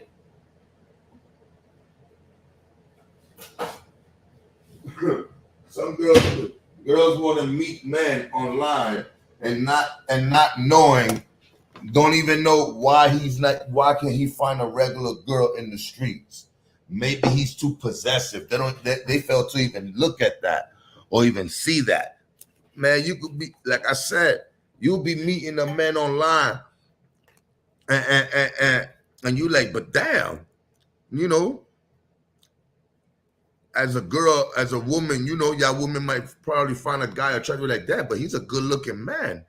You know, y'all think y'all hit the jackpot and not knowing that this motherfucker is a crazy motherfucker. That's why women in the streets don't want to fuck with him. He's a little off in the head and you don't know that. And you bringing this motherfucker around your family and all that and your kids. Then when something go wrong, you crying, making yourself a victim. Talk about, oh my God. No, my God, shit. The fuck? You should have known. You should know that's the internet. Don't believe the hype. Listen to me. I'm telling you the truth. Don't believe the hype.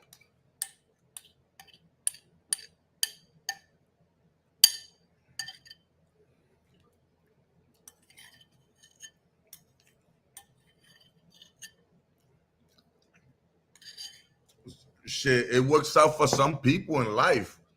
You know, sometimes that they meet somebody on the internet and whatever. But do you know how many how many issues have been out there with people on the internet, meeting on the internet? I bet you ain't think of that.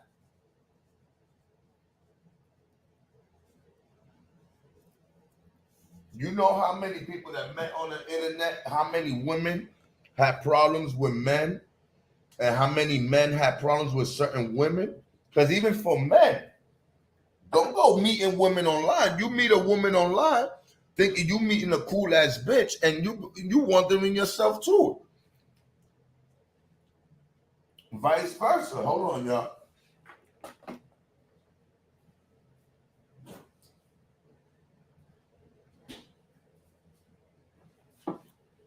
You know, you think you hitting the jackpot too as a man. You like, yeah, I got this chick. And not knowing that this bitch is a psychopath and might even fucking accuse you of raping her. I'm telling you. And you and to be honest, you might have not even done anything to her. You probably had a good time and done what y'all did. And now all of a sudden, they're accusing you of rape. A woman will get you locked up without you even knowing. Why? Because you don't know who the fuck you was dealing with. You know, this is not the place to meet people like that in real life. You have to be very careful. That's what I tell my kids. Be careful with the girls in life you come across and hang out with.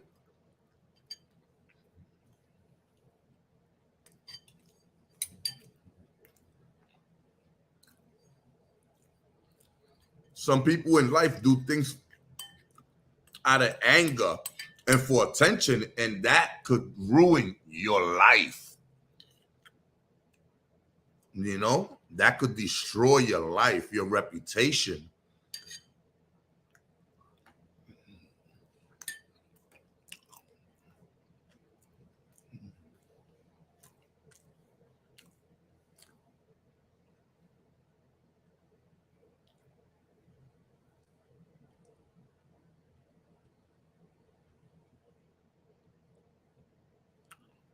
Right. Right. It is exactly like, nah. Like, it would take a lot. I might flirt with you, you know, because I'm a man. I might play around and flirt, but to meet up, I'm not doing that.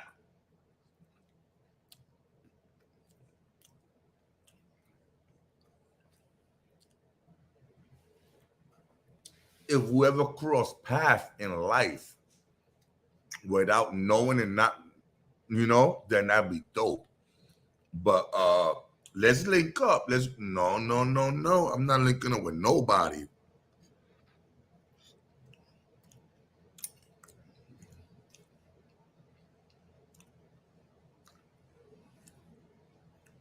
You'd be like, but damn, this is a badass bitch. Why she on the internet looking for niggas? But the bitch got issues. She got issues. She do things that, yo, a nigga in the hood might kill her. So she on the internet looking for niggas because she could disappear if anything go wrong. The same thing with a nigga. Oh, salute, my brother. We on lock. Salute. Yeah. Meeting women online is a big risk. You might have a good one night stand with her, but things didn't work out the way it should have, or she thought it would be. And now she make a false accusation. You raped her. Now you fucked. Now you got police knocking on your door for something that never happened or existed. Yo, you crazy? You know, you might be meeting a man. That nigga might end up fucking your daughter, or like you said, Morena, your son, or end up doing you wrong. You know, or his friends could violate you, or whatever. You don't know what the fuck you bring it, man.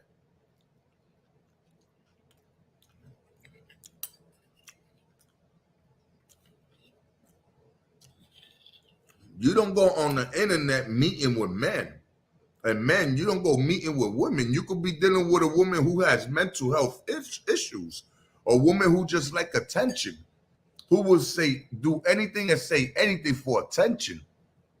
You got girls who got daddy problems, mommy issues too.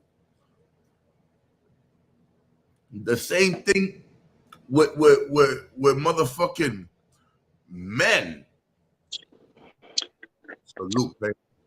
What we talking about, friendly? What we talking about, son? I'm talking about. God bless you, P. God bless us to you. I'm talking about, you know, how people use the internet to meet with people in the real life, and you can't trust people on the internet because you know what? You don't know. You know, it's something because you don't know. You don't really know. You know, and it's on the real. You might think because a person conversate with you or whatever, they're a certain way. But when you meet them and you're trying to meet them with good intentions, their intentions might be different. You know? You know what? Yo, I'm gonna say something, They could son. change your life. Go ahead.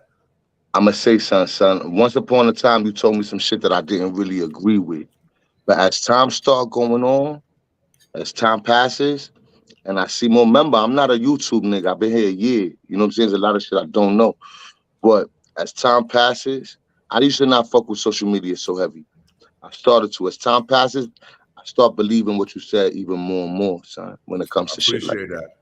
Yeah, son, I'm bro, gonna keep listen, it real. It don't matter if you got a good heart or not. People always want to talk about you, whether you do the right thing or you do bad things. People gonna talk about you, you know, whether good or bad. You know what I'm saying? Especially when they don't know shit. Right. So this is the internet, where you dealing with people with issues that you don't even know what was their What the past issues issues like. is. You know what I'm Yeah, saying? yeah, You yeah. might meet a woman online, and that bitch, you like, damn, this bitch look good. What she doing online trying to meet niggas? And you thinking you hit the jackpot, but niggas in the hood ain't fucking with her because she a fucking crazy bitch. But now you fell in her trap. You know Anything what you though? do, the easiest way to ruin your life, he raped me. Yo, you are that's so true. Nigga, listen. That's how I lost my eye. Salute, Or for- true. That's how Huh? I lost my eye, bitch. I met online, nigga. You lying. For real? For real, I'll show you the video too. You know what I'm saying? Where Shorty confessed to the shit. Yo, that's how I lost my eye, nigga. I met this bitch online. I was going through a bad relationship, about to get a divorce. And this bitch came like an angel of light. She was my language lord on Instagram. You heard, she hit me up. She knew who I was from watching me when I was doing my music shit. And I went out with her cousin 20 years before. So she knew who I was, and she never told me she knew who I was. She made that shit seem like, you know what I'm saying, like fate or some shit. You know what I'm saying? Right. And I stood with Shorty a year. She gaslit me, drove me crazy, nigga. In the beginning, it was like beautiful, you heard? And then Right. the more the time passed, the more I started realizing, yo, this bitch is crazy.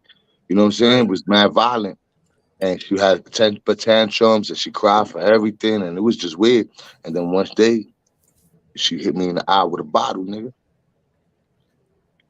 I'm sorry to hear that, bro. Yeah, I'm not, though. You know what I'm saying? I'm happy it happened because, you know, it made me realize, and you remind me. I appreciate that. I ain't gonna lie. You know, at one time I thought when we all came here, I thought we was the hood sector. You heard? So I thought it was like, you know what I'm saying, niggas was on some hood shit, like real hood shit. Niggas be making believe that hood shit, nigga. Yeah, I ain't gonna lie, Pain. Like, this is what my channel's about. You see what I was just talking? I didn't even know that. But what I be saying shit that I'm pretty sure somebody in life had to experience. Whether I didn't know what you went through, but I know somebody in the world that probably went through this, whether they watching the channel or not, or they going through it. And you amaze me and fucking surprise me. You know what I'm saying? I even got goosebumps to even tell me some shit like that. Like, damn. Cause I was just saying, like, you don't know what's their past issues like. You don't know what type of shit they went through before in the past. You understand? And you thinking everything is okay. And this person cannot live with the fact is that they can't let Why go. you think I get upset, friendly, when I see cyberbullying and trolling and all that? Because people be disrespecting people on the other side of the token, right? Right. Niggas that be disrespecting people. You don't know what these people going through in real life. How could you bring that Salute divine. down? Yeah, how can you bring that, you know what I'm saying, Right, polluting the right, mind? How can you bring that downheartedness? Words are spirits, and you know that. I proved right. that. That's a When niggas fact. talk shit to me, I talked worse of shit. And what Look, happened? Their let me tell voices you changed something, and all Pain. that. Let me tell you something, Pain. In this world, the motherfucker that will give you water one day will try to drown you in that water. With that same cup of water he With give that you, same he might shit, try B. to drown you with that same cup one day. Or he might try to Crazy out crush here, your son. head with that same cup you give of water. You It's might crunch his crazy. nerves, and as soon as you turn around, he might knock you in the head with that water bottle. You It's know what I'm it's saying? the it's the love bombing that people do. You know what I'm saying? You know, I talk about narcissism because I really was with a narcissist chick, bro. You know what I'm saying? Play all those games, always the victim, always it was mad Dangerous. confusing. Dangerous. But what people do is they'll mirror you. So they'll act like they agree with everything you do. Oh, you the realest nigga, man. Yo, I feel like that too. They'll act like they feel the way you do. They don't. They don't give a fuck how you feel neither. But they want to get in with you. So they play the mirroring effect. You know what I'm Right. saying? They'll act, yo, you know, they big you up and oh shit, yeah, that's some real shit. Everything you say and do, they'll act like they possess the same traits, and you get comfortable with them because you thinking Right. to yourself, "Yo, we got a lot of commonality. This is a cool motherfucker." He not a cool motherfucker. He lining you up for later. He want to get you comfortable, or she want to get you comfortable, so where you know what I'm saying. They could hurt you for real, and how Right. and the way to hurt a person the most is to act like you love them and then hurt them. You know what I'm saying? When a nigga don't expect that shit. No, then You I just heard? said some shit. People come to social media to let their frustration out on another. You know what I'm saying? Word. That's horrible. That's Yeah, horrible. and you know, this we've been using it the wrong way. You know, a lot of people, because this is something. Remember, there was a point in time where people wasn't allowed to read. They was only allowed to read to the masses to entertain them, but not to read for they could be influenced and have information and know anything about life. You understand what I'm saying? And now that we are now that we can read and we got a platform where we could share knowledge and experience and try to find a way and try to how to build or whatever shit, positive information, people use it to Hurt cyberbullying, others, hurt others. Listen, all that bullshit. cyberbullying is a major issue because look, you and I on the screen, a split screen, but your health and my health are two different health. You understand what I'm saying? The way you may take things, I may not take it. Someone might say something to either one of us. I don't know what it might be, but it might affect us a certain way in life.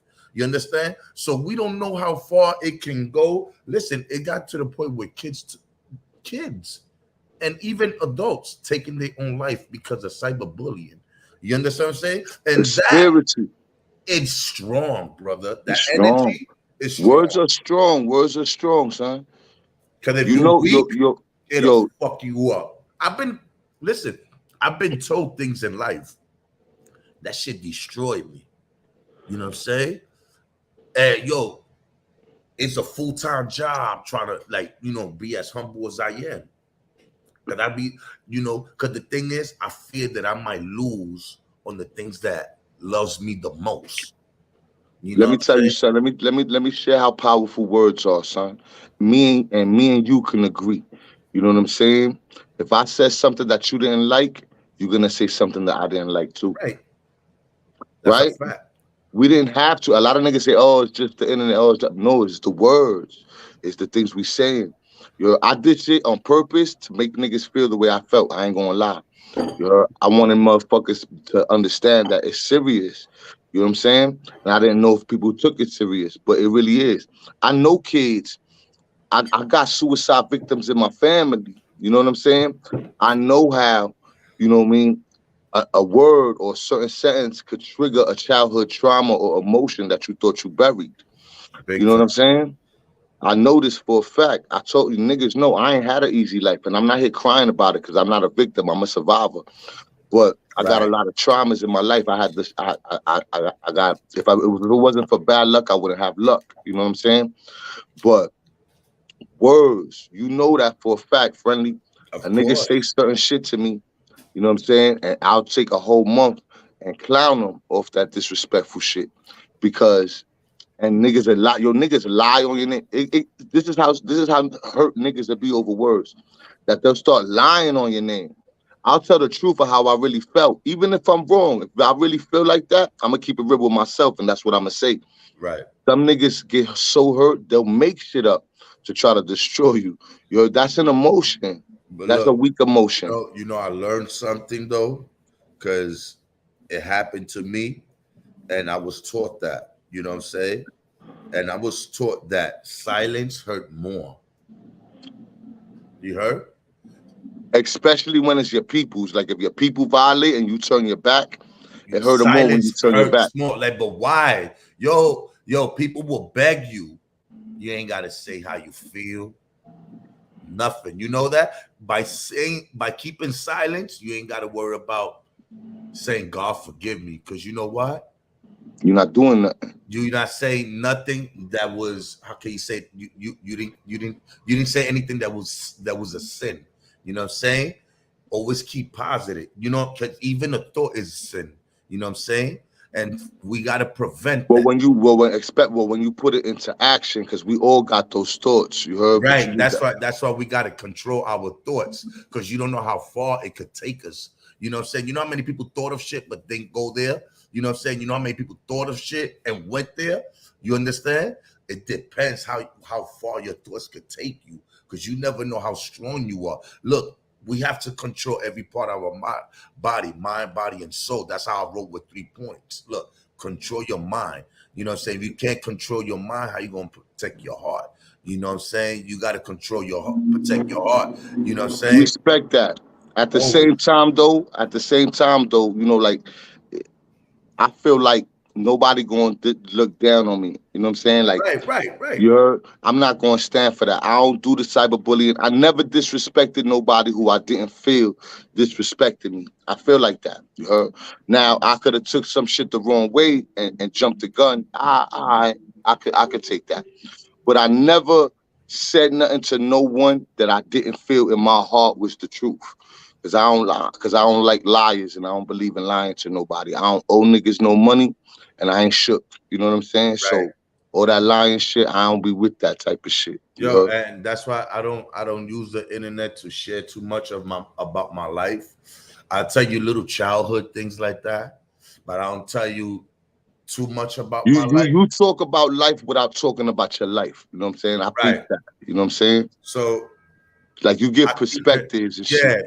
From certain experience. Look, you know, your mistakes I could learn from. I don't have to make a mistake to learn. You know what I'm saying? Like, when I speak, I don't always speak from my mistakes. I speak, you know, I might tell this story one day somewhere else, not on the internet. Yo, you know, and I'm speaking not from my mistakes, from somebody else's mistake. You know what I'm saying? That could maybe bring some awareness to someone else's, like, damn. You know what I'm saying? Because I'm speaking for somebody else's experience, mistake, and I learned from that. So I wouldn't put myself there, and I will hope for someone else not to put themselves in that situation. You get what I'm saying? Yes, sir. So a lot of things I didn't learn from my mistake. I learned from other people. I was like, whoa, you know what? You want to know? You reminded me too. One of my biggest, I'll admit it, one of my biggest mistakes, I think, friendly, to be honest with you, is that I give my all in everything I do. And some people don't deserve your all. You know what I'm saying? Right. I give it my heart. I'm too sharing with how I really feel with my heart and all that. And I learned that through this experience right here, especially, was a reminder that you can't just do that. You know what I'm saying? You gotta keep some shit, you know what I'm saying, for yourself. You know what I mean? Because when you give your all to people, they'll take it. They'll take it all. You know what I'm saying? And they'll disrespect it. They won't cherish it though. Listen, you know what I mean? People love this. Look, people love this. Look, I'm gonna tell you one thing, and this is a fact. When you ain't got no money, you fucked up and you down, you could be the greatest person in the world. You know what I'm saying? And they're gonna take advantage of that, and they're gonna abuse you because you ain't got nothing. You know, there was gonna be like, hey, no tiene nada. You know what I'm saying? Tell him to do it. You know what I'm saying? People not gonna appreciate the little things you do. You know what I'm saying? They're always gonna look at nothing. Right? It's a cold world. It's a cold world. You know what I'm saying? So that's how it is. People love to prey on the weak. People, they love to kick people down when people are down. They love to make fun of other people's pain, struggles. You know what I'm saying? Past experience. They love that. And some of these people that do that were victims themselves. And they're over here laughing at others. You understand? You think Hassan Campbell's the only person that only went through that? You know how many people probably went through that and never share that story because they ashamed, and they will probably be more respected if they was to share their pain, the real pain. You know what I'm saying? Instead of the shit they be talking and doing. That's what when I first came here, remember I shared my stories with niggas, you heard? That's what niggas knew me for. I wasn't doing lives and none of that. I was just sharing my story when I first came, you heard? I was hoping in hopes that maybe my story could keep other people from having that story. You know what I'm saying? Could help people, if they in that shit right now, could see that you could get out of that shit. You feel me? Because I got out of a lot of shit, bro. You heard? Right. So that's all I was hoping. You know what I'm saying? I know pain, bro. I know pain since as a baby. You heard? I'm not proud of it. Act like, look, people gonna act like they look from you telling a person a story, a motherfucker gonna swear he knows your life. I'm telling you, look, and can nobody know more about you than you know about yourself? You get No, what I'm that's a saying? fact. And it's But yo, crazy how on the internet niggas wasn't raised with you in the same block. You never seen them, never went to school with them, don't even have a friend that know them in the real life, but they know everything about you. You be like, how? My parents and your parents don't know each other. We don't know each other. None of my but yo, you friends know know what your though? friends. We didn't go You to know, the same schools. when I was telling my story, you know what I'm saying, I was coming from the heart, right? There is niggas that know me, bro. That's why when that disrespect shit was going on, my moms be on here. My peoples from the hood really be on here. There's niggas in my chat that know me in real life. You know what I'm Right, saying? right, right. So that's why I kind of took it personal, because a nigga wouldn't disrespect me in the street like that, son. Oh, You so could hold up. You had issues with people that really know you? No, not here. It's the fact Oh, that niggas online, the cyberbullying bullshit, trolling shit, okay. you disrespecting me in front of people that really Okay, know me, nigga. okay. Oh, okay. I understand now. I hear you. You understand what I'm saying? Why you think I clown The so people hard, that nigga? you know seeing you be disrespected. And they That know in okay. their heart. Listen, bro, I'm not a gangster, son. My name Little Mikey from the Bronx, son. You could disrespect me, but you gotta beat me up in real life. And Yeah, even if you beat me up, I'm not gonna let you do it. You're gonna have to fuck me up every time, nigga, in real life, bro. I take pain. I like it. I'm not yeah. saying I'm a gangster, none of that. But Right. I was raised that you don't let nobody disrespect you. So when niggas disrespecting you and they doing it from behind their little computers and their little cameras, that shit a little frustrating, because in real life, you can't do that. You could probably fuck me up, but you can't do that. And you gotta fuck me up, because I'm not gonna let you do that. You know what I'm saying? Right. So it was a little weird. Like, hold on, I'm not used to that shit, nigga. You know what I'm saying? I let one shorty slide my whole life. She took my eye. You heard? But I don't hit girls. You know what I'm saying? All that beating up women shit. Niggas try to put mad shit on my jacket, nigga. That shit not true. If I was such a fucking woman abuser, why I ain't beat the bitch up, took my eye, nigga? That's the bitch needed it the most. You know what I'm saying? So what I'm saying is, people don't think, especially on the internet, people don't really think about you at all, or put themselves in your shoes.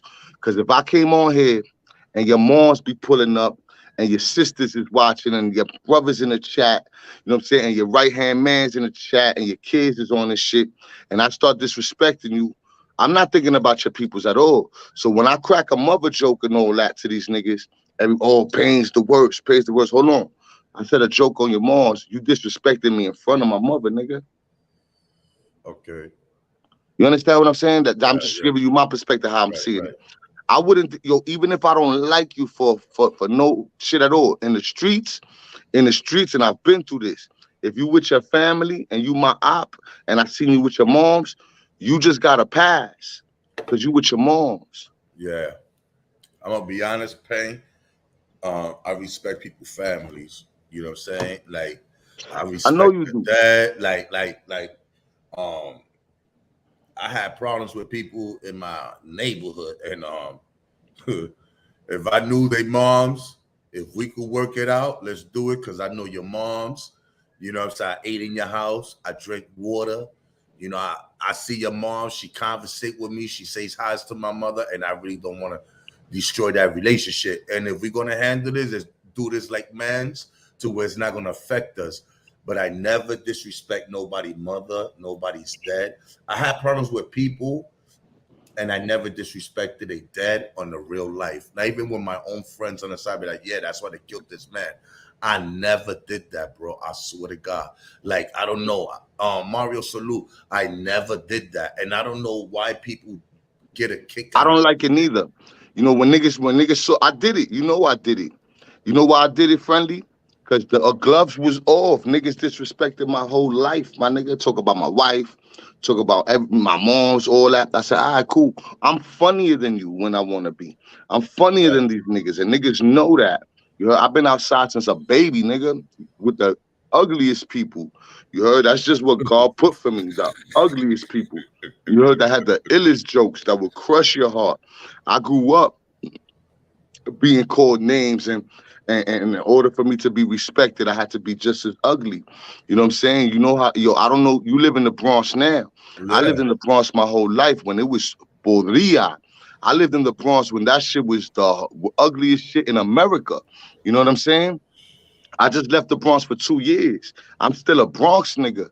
You know what I mean? I just moved over here, but I've been here my whole life because my family. I got cousins, so I know your area too. Yeah. I know where you at. You heard? I know where you at. I know the area. I don't know where you live, yeah. but I know the area. Yeah, the Bronx Yeah, too. you feel me? I used to be all through that, nigga. I was outside my whole life, nigga.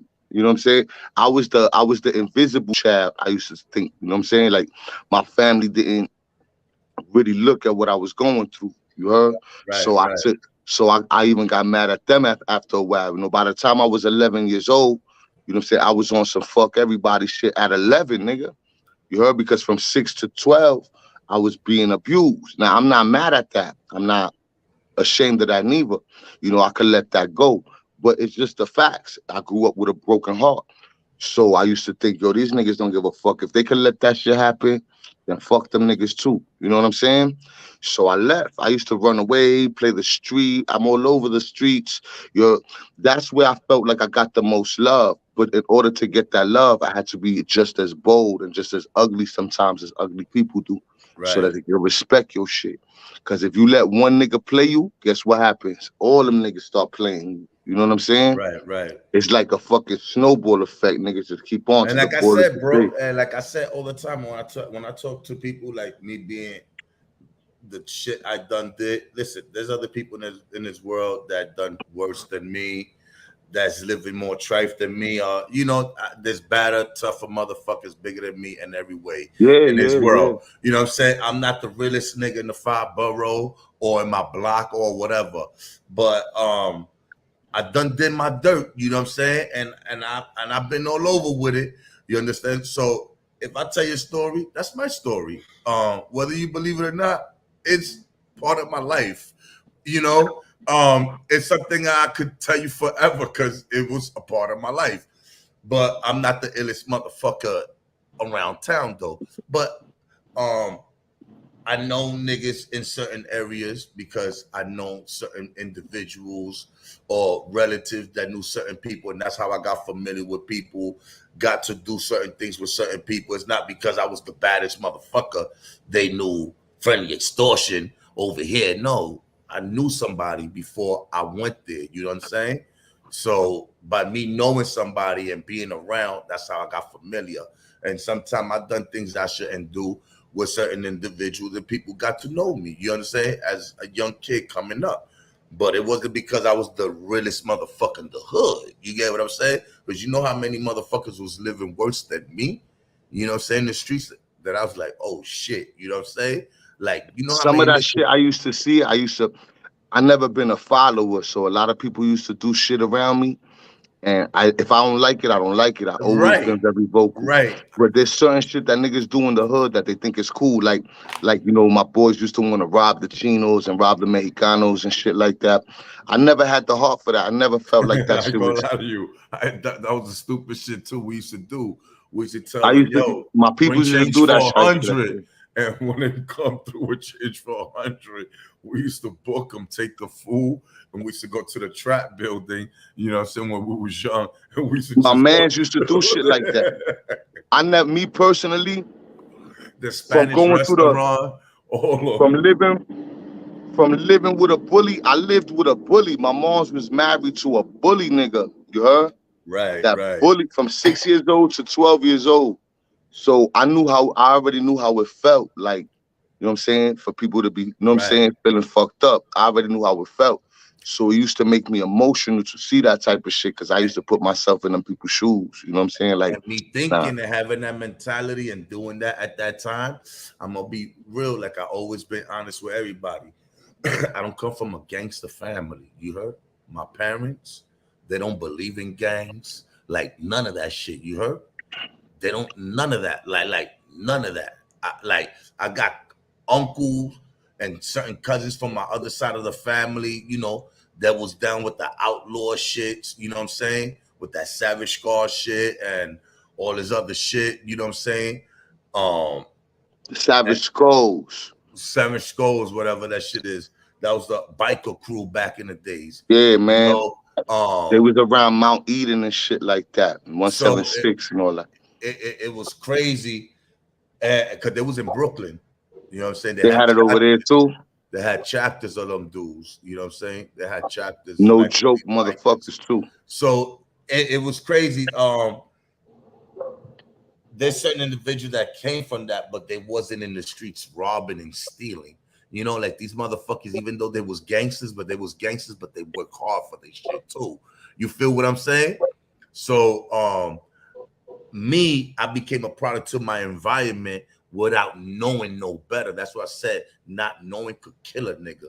You know what I'm saying? Could destroy you if you don't go out your circle or out your square box, you know what I'm saying, and see and explore. As I started getting around, meeting other people, I learned that what I'm doing is not right. Like, this is really fucked up. I look crazy when I step out my circle.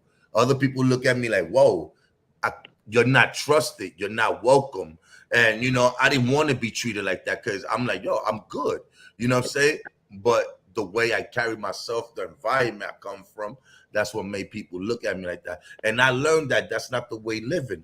I could do this and I could get my money. You know, I could do that and I could just do this without having to do any of this. And as I started getting older, I learned that even selling drugs wasn't the way.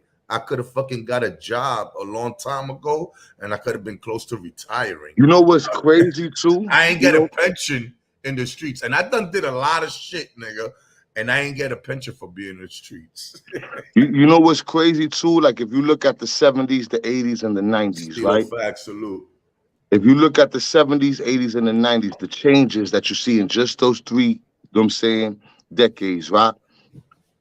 If you look at it, like coming out the 60s into the 70s, a lot of shit niggas was doing felt like a necessity to do. You heard? Then the 80s came, you know what I'm saying? And a lot of shit niggas was doing, they were still doing, but now it was like getting popularized. Like now you get popular over this shit. Right. Then when the 90s came, everybody just tried to follow the trends of the 80s, you know, with the crack era and all that. Right. And now niggas just want to get fly and look cute. Right. You know what I'm saying? Niggas that have a good moms and a good pops, but the influence of the streets became so powerful that your mother could have been a priest and your father could have been a, you know what I'm saying, a politician, and it didn't matter. As soon as you went to school, if you were still in the hood, all that good family shit went out the window. Niggas didn't even know you came from a good family. They probably would have told you go home to your good family. But the influence of the streets changed so crazy. It was like niggas was doing, there's a lot of drug dealers had no business selling drugs, my nigga. Right. There's a lot of Bloods and Kings had no business joining the gang, my nigga. Yo, and I'm gonna be real. You said some shit that's real. You see, at that time, the 70s and the 80s, that was real poverty, my brother. Real poverty, bro. You could go to certain blocks, right? There'll be one block that's full of buildings or almost, but you can go to certain blocks, and from that one block, you can see a whole bunch of blocks through because there's no building on that block. And all crumbled to the ground. And you can look and you can see. I used to play my building when I was on 187 for Webster. Down. For that one block on the side, you could see 3 blocks down. You could see the train station. You see everything. It was just like a desert, bro. When niggas this, we used to play in that shit, bro. We used to play in that shit, find shit in the building, running the find a handball or something. It stinks like fire. It smells like dead rat. Remember the smell? Yeah, you could. Years later, you could still smell the burnt on shit, bro. And you see, that was a different time. But now, the way niggas is doing things, my brother, it's a waste of time. Yo, dog. It's all for the look. Yeah, because there's so many ways to get money, and you could keep it moving in life. You know what I'm saying? Without having a problem. You don't need to get into problems now. My brother, look. And it's all for the look, my brother. It's all for the look. Niggas just want to look like that shit. Like that shit is over, bro. Look, you know how many people's kids failed because they was on YouTube wasting time? You know how many kids? It's like they failing on purpose, nigga. You know how many people that got kids, whether they was on YouTube or any other platform, had failed in school this semester, and they worrying about other people's life. Don't worry about your kids' education. Yo, But let me tell you something, son. Let me it's tell you going something, on son. in the world. I make the kids work, nigga. You heard? And school's important. So I do shit with the kids. You know what I'm saying? Right now, man, my shorty's kids, what I do is, right? Niggas like nice things. Niggas like to look fresh. Well, you can't Right, look fresh if your shit ain't fresh, my nigga. So right. I do shit every month. Yo, bring me, you know what I'm saying? 8 good, you know what I'm saying? Pass 8 out of your 9 classes. I got the Jordans for you. You know what I'm saying? Oh, they got to earn in this house too. You gotta earn it. You gotta Everything is earn it. earned. Listen, look, I buy things out of my heart for my kids. You know, I know they be wanting something. I'll be like, yo, I'm gonna put the bread on the side. I'm gonna get him that. But there's besides But that you gift can't I just give give him it to them. has to be earned. You It gotta understand? be earned. Yo, I'm not gonna lie. You know what I'm saying? My son in his regions, and I forgot some other name for the shit. I forgot because I've been in school, but Oh, yo, he scored a 79, and the other one he got an 86. So listen, that's pretty good. You know what I'm saying? That's yeah, good. You yeah. know what I'm saying? I And I hold told you him I'm down. proud of you, but you know what? You know what I'm saying? Work a little harder, and you got it. Because he was disappointed at himself. I said, nah, I'm proud of you. Just work a little harder. You did your thing. You know what I'm saying? The little one. You know what I'm saying? I said, yo, we're going to work you up all the way to a straight 5. You know what I'm saying? That's dope. That's dope. Yo, talk about Regency. Yo, did you hear about that little girl that's missing in Yeah, New in the York, right? Bronx. In the Yes. We was Bronx. talking about that for 2 days. Me and my wife, we was talking about the What she happened to went her, to her, son? She got depressed or some shit I don't know. She went to her regions and never made it home or and something like never made that. it home, son. You saw Yo, that and, shit? and, and we've been talking about that because I was like, yo, you know what? Um, I said, yo, babe, not for nothing. I thank God that my son is here right now because he went and took his regions, and that day, that's when that girl went missing. And it's crazy. You know what I'm saying? And it's heartbroken. You It's know what hot I'm saying? word, man. That shit hurts. I was sad. I saw that shit. I was like, damn, what And happened to Shorty? this is what we need to be talking about on the internet Word. as people networking. This is the type of conversations we need to have instead of beefing Yo, and friendly, we was doing that before all that weird right. shit when niggas came trying to motherfucking. I'm not gonna lie, and I'm not gonna But that's bring it up. old news. ¿Tú me That's entiendes? old news. That's That's old news. like that. Pero That's like we're under the bridge. You know what I'm no, saying? it is. It is. Se I'm le just saying tira this though. tierra. You know what I'm I'm saying? just saying this though. This is all Yeah, I gotta say about that. Niggas was doing that. We was doing that. All of yeah. us, son. Niggas come to cause that confusion. You know why? They don't want to see us win, son. No, Niggas don't but like listen, when people, when estaba juntos, some people say, oh shit, how they do that unity shit. Yo, let's break that shit up. Hold on, hold on. Y'all niggas right. is too cool. You And, know what and, I'm saying? and this is the problem. This is when people let that come through and let that domino effect take effect on people. People lose, and only you lose. Look, you still doing your YouTube thing? Yeah, I just started, I'm rebranding. You heard Okay, right now. We all doing right, the news and all that. As a matter of fact, 3:30 today, Eastern Standard Time, I'm gonna do something with Smolito from okay, Smolito's Way. You know what I'm saying? I talked to we might be bringing Cuba back. You know what I'm saying? I talked to Cuba, so I'm gonna wait to see what happens with that. And I might be I'm trying to get either Keith Murray or Al Scratch to pull up. okay, Huh? okay. You know, I like to I use this to interact with people, communicate, conversate. You know what I'm saying? You never know. Someone might be going through something and might want to pull up and talk about it, or maybe went through something, want to talk about it, share it. That's about it. It's nothing major. You know what I'm saying? I like to You learn know from what pissed me others. off though? I'm gonna tell you You know what something, I'm saying? friendly. What pissed me off though? You be doing even before I said this. I'm not a fake nigga. I Mm-hmm. could be mad at you for something, but that doesn't mean that everything else is your fault. You understand what I'm saying? Right, that's a fact. So, like, let's say you a dope rapper, but I got mad at you. I'm not gonna say you a whack rapper because I'm mad. Nah, you still nice. I just didn't like saying you Of did, right? course. This is what pisses me off though. Nigga, you be putting out real topics. You be having real. You got good content. You be talking about shit from the heart. I can hear it. You heard? That's why I used to tune in. That's why I used to shout your shit out because I believe. And I'm gonna shout out a nigga I think is a Pepe. You know what I'm saying? Right, right. So what I don't like though is that niggas is still in the format, right? and they'll shit on you with your format. Oh, fuck that nigga. Da da da da. But they're using your format, nigga. I see other niggas doing it. Me, and a handful in the community was doing the stream yards and doing the topics and all that, while everybody else was just arguing.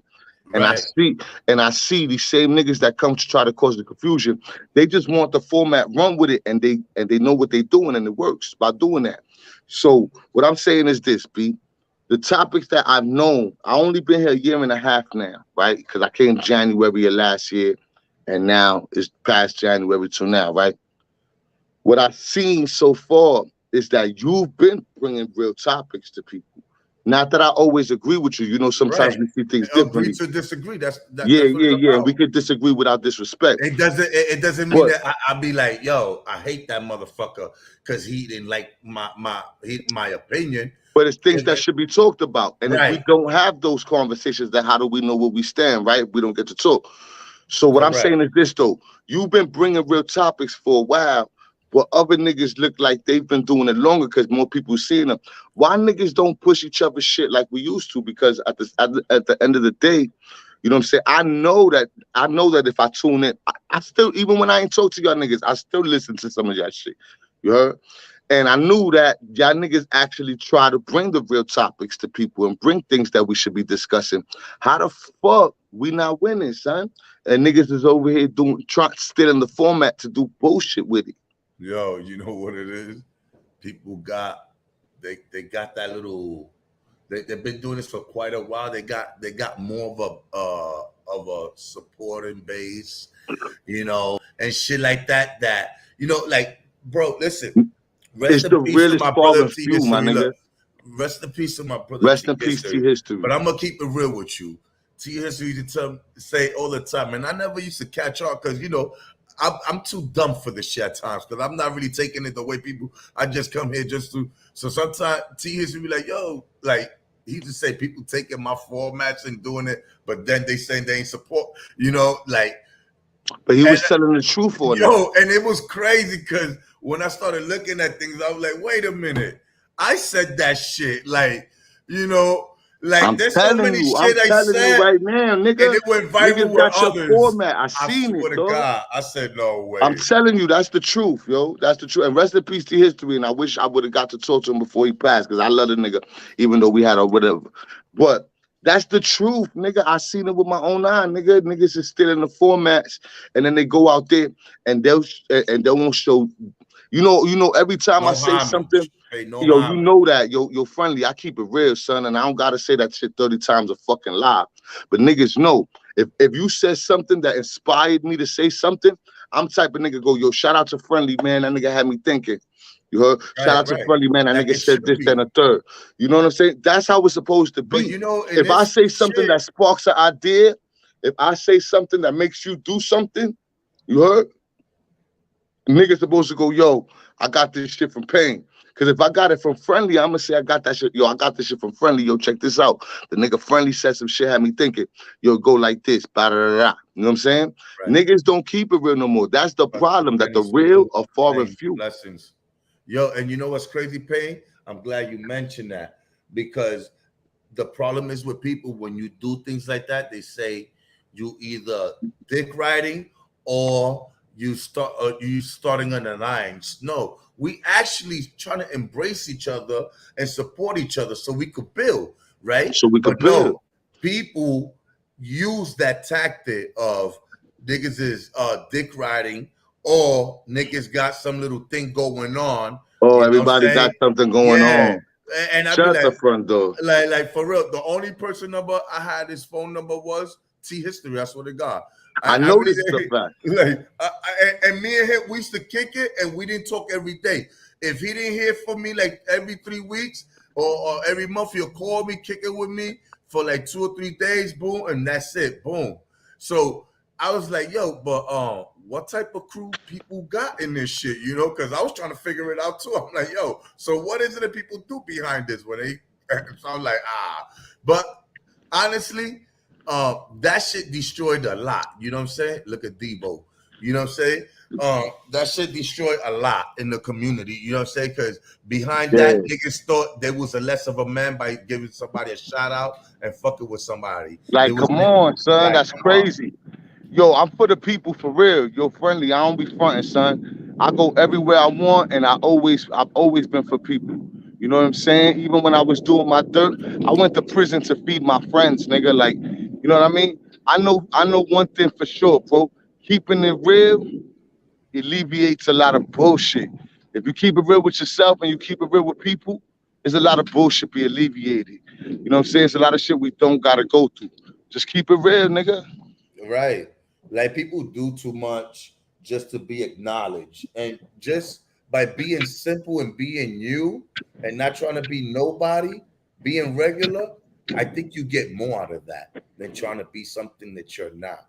You know what I'm saying? You hear a lot of people talk things and you'd be like, I don't think this shit ever existed in this person's life. You know what I'm saying? Why can't they just be Facts. regular?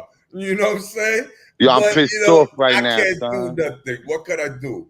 I Yo, just my listen. nigga, I just caught a flat, nigga. I ain't even go 3 blocks.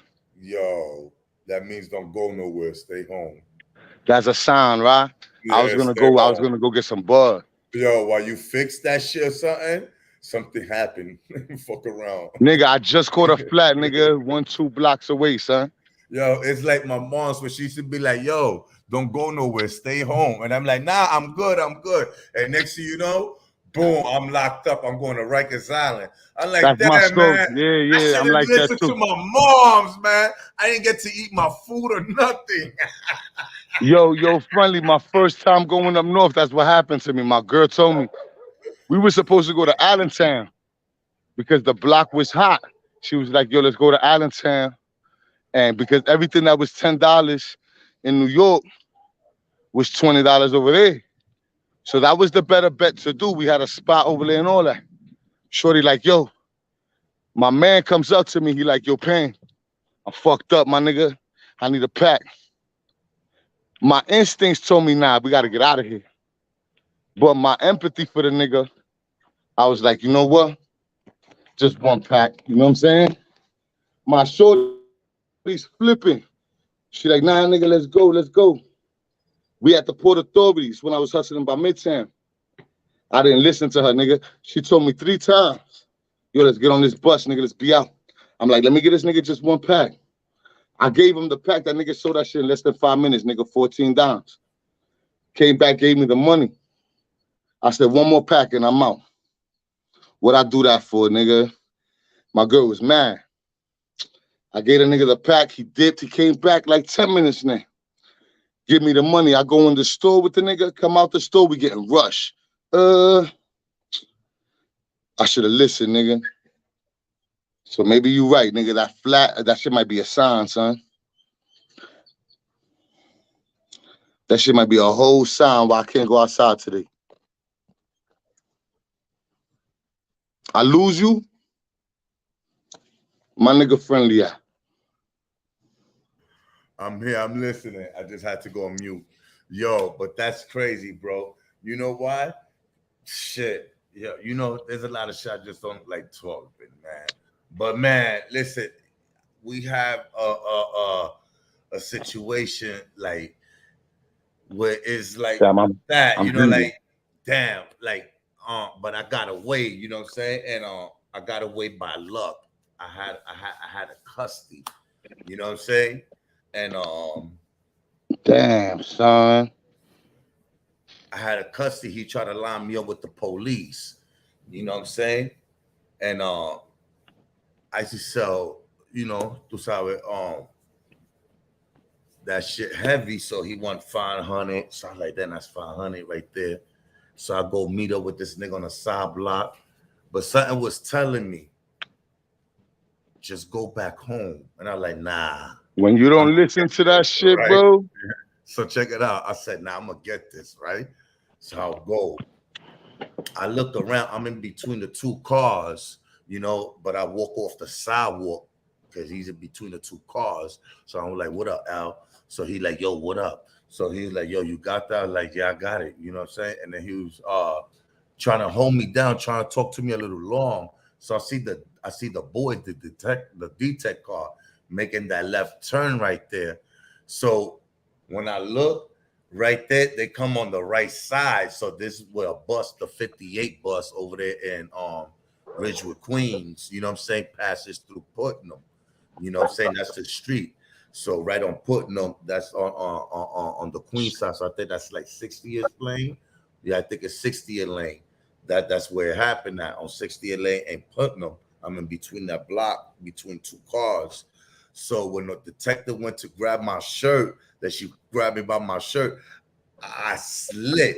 And you know, I didn't even had the intentions of getting away. You know what I'm saying? Like, damn, I'm caught. You know what I'm saying? But my foot touched the curve. You know what I'm saying? And I slipped, and she lost grip. So I felt the shirt touch my chest again, and I don't know. I took off. So the bus was there, right? So the light changed. So I started running with the bus across the side. There's a train station. I think it's what is that stop? Fuck. I forgot the name of that train station stop. So they thought I went to the train, but I went to this little store that have these that's like is on the corner, but it's built like in a triangle. The store, so it has two entrances, but it's built like a triangle. You know what I'm saying? So I go into the store, and the nigga in the store looking at me kind of suspect. So I see the details running, and the people inside looking. So I'm like, hope they don't fucking look inside, and they see the people looking at me, because you know what I'm saying? I'm like, yo, you trying to lay low.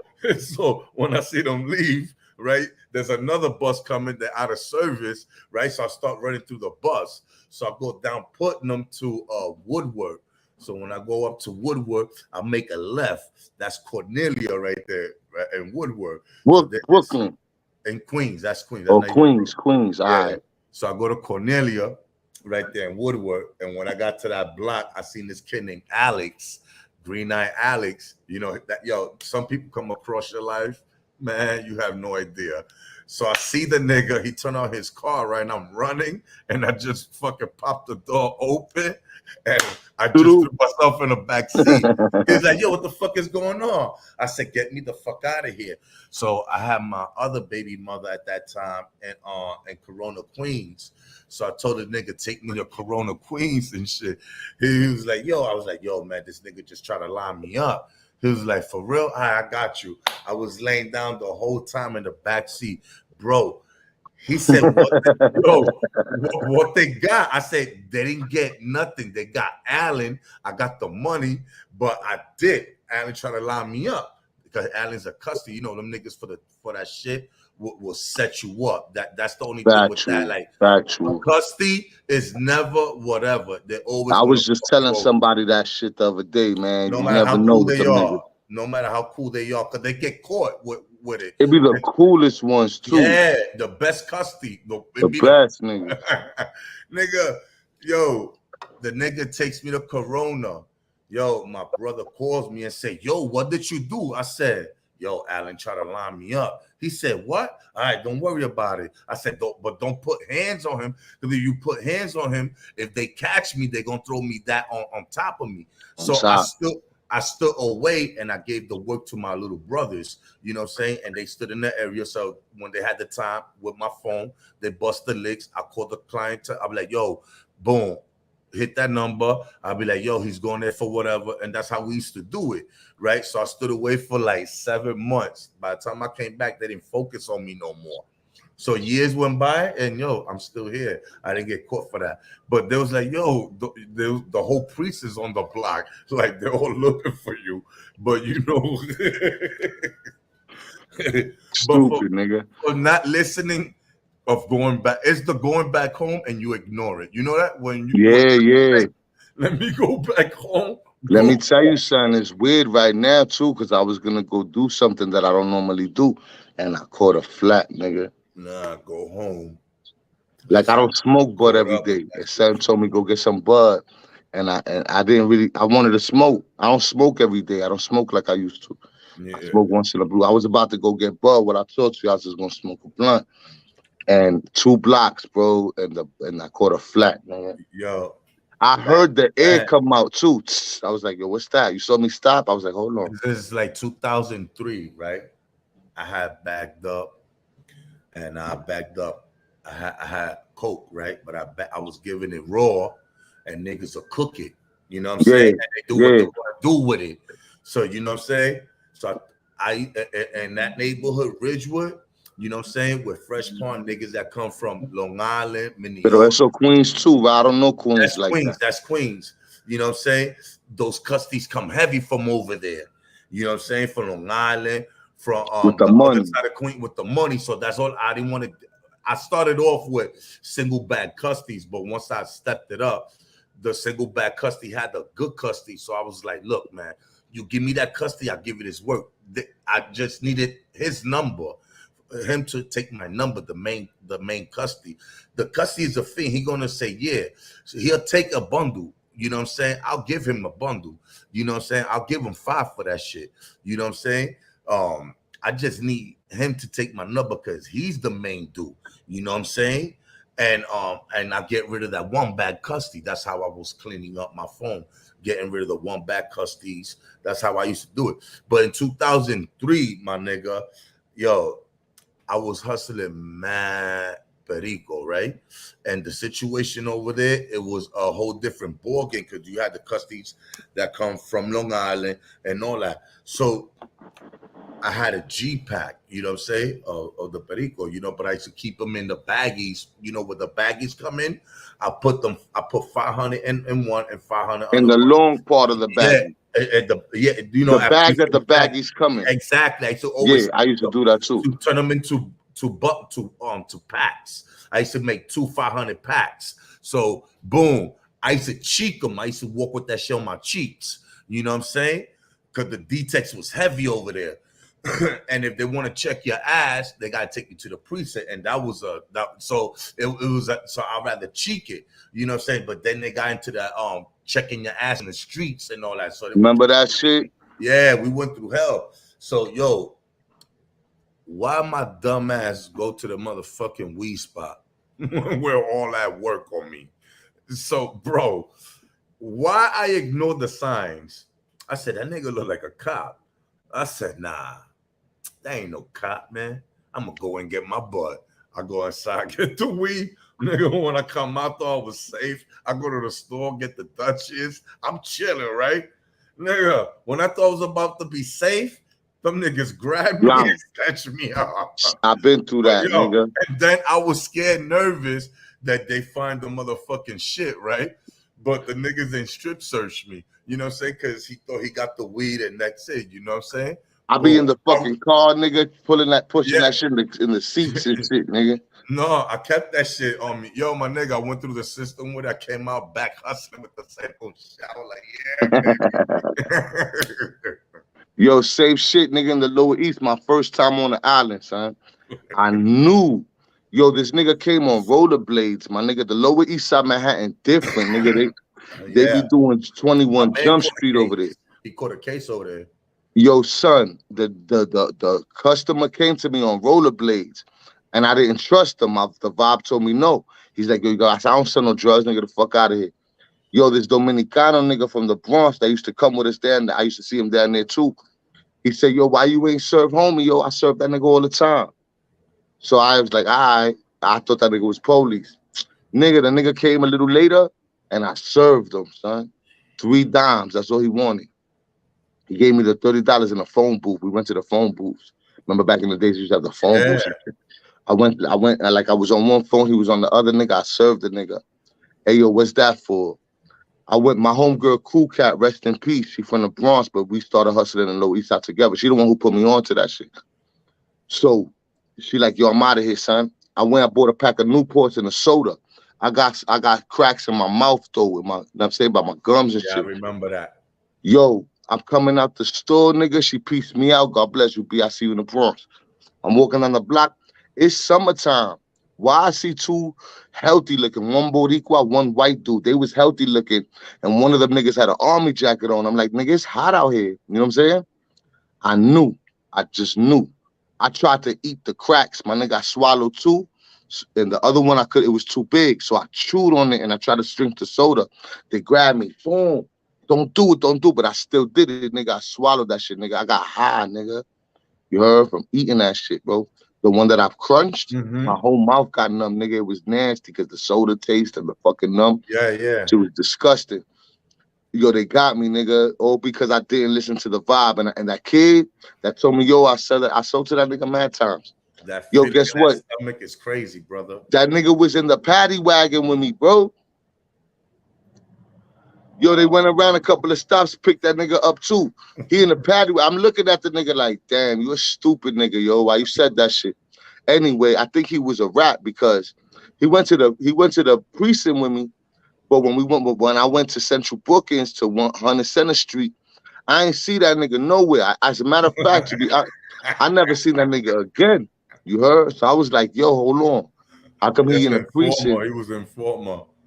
Yeah, I think that nigga lined me up, son, cause that nigga said, oh, I sell to that nigga all the time. Like, it was cool.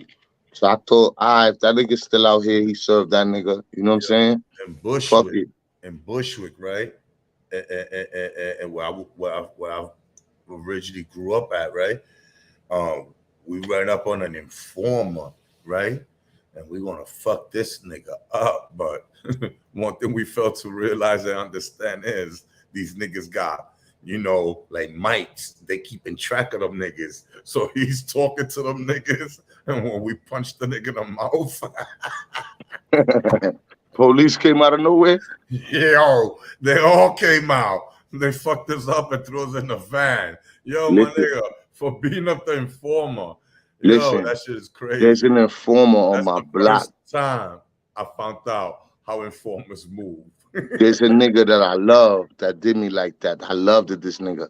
You know what I'm saying? I'm gonna say his name and all that. Nigga named Lou, nigga from the Concourse, 182nd, Rob. This nigga said, I ragged the nigga. I roughed him up one time because I got jumped and he didn't jump in. You heard? So I felt the kind of way about that because I hang out with you all the time, nigga. I light you up, all that.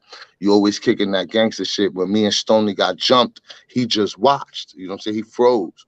So I kind of clowned him for it. You know what I'm saying? And maybe I was being a bully. Maybe I shouldn't have did that. But that nigga hated me after that. You heard? He didn't say nothing, but I could feel like he started staying away a little bit from me. You heard? Anyway, I'm on a run from parole and I'm still doing dirt. You heard? I went to Massachusetts. When I came back, I saw the nigga one day. I'm selling bud. I'm only selling bud though right now. You heard? Because I was like, fucking misdemeanor. I got these warrants. You know what I mean? I could take the misdemeanor. I didn't want to catch. You know what I mean? So the nigga like, yo, son, you know what I'm saying? He acting like it was all good now. I'm like, and I'm acting like I don't want to bully the nigga. You know what I'm saying? So he like, yo, I matched me a blunt, nigga. So he bought a bag for me. We went in the building, right on in between 183rd and 182nd on the Concourse. We go in the building, and I matched him a blunt. I roll a blunt. He roll a blunt. We said we smoking. I got a brown hoodie on. You heard? And when we come out the building, while we coming down the steps, his chirp is going off. You know the bleep bleep back in the days. Yeah. Bleep bleep. And at first he wasn't answering it. When we came out the building, that nigga let me walk a little bit ahead of him. I heard him say brown sweater. I didn't think nothing about it though at first, you heard? But then I thought about it. I saw my homegirl Millie. She was waving. She was like, yo, what up, Pink? And I'm gonna go give her a hug and say, what up? Nigga, her eyes popped open, nigga, when I was walking to her. Like she saw something in back of me. And when I turned around to see why her face went like that, it was the D-Tex, nigga. They snapped me.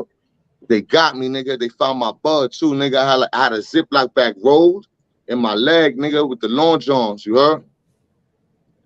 They took that shit out. They niggas went in my pants, nigga. They pulled that shit out and they threw that shit on the floor. They didn't even want the bud. They poured it out on the floor for the block, nigga.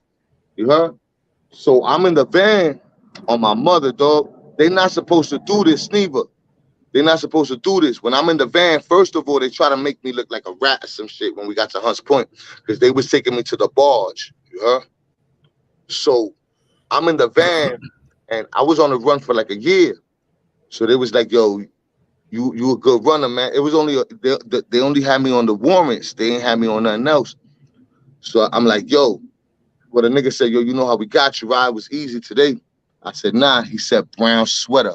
letting me know that this nigga's a rat. You heard this nigga said brown sweater before they snatched me.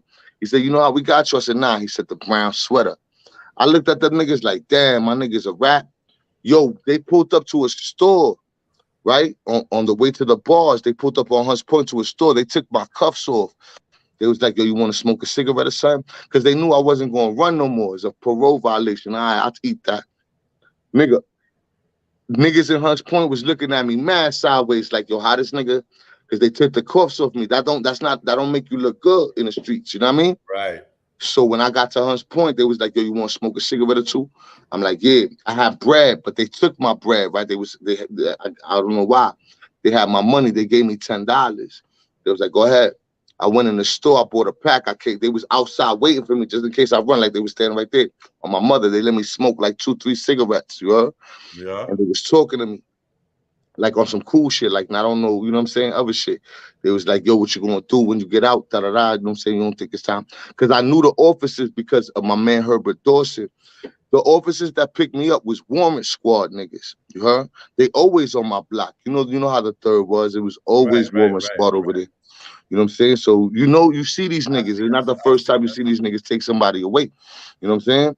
So they was like, yo, they was trying to kick me like knowledge, bro. Like, yo, what you gonna do when you get out, my nigga? Like, you not done yet? Like, They just come did on. a drug. They just did a drug bust in the Bronx like 2 days ago. Yo, for the fentanyl, nigga, for like $24 million, nigga. Like 40 pounds or some shit like that, A right? fentanyl, son.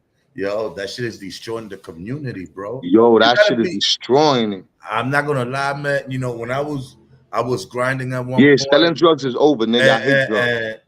And it's something that, you know, it's not something I'm proud of, you know what I'm saying? Because there's a lot of things I don't want to talk about. I just look at it that shit, I destroyed a lot of family and lives. Me too. You know what I'm saying? And I'm not, and that's something, bro. Like, wow, like you have yo, friendly. Really feel strongly. I flushed mad cracks down the toilet because of my sister and this kid.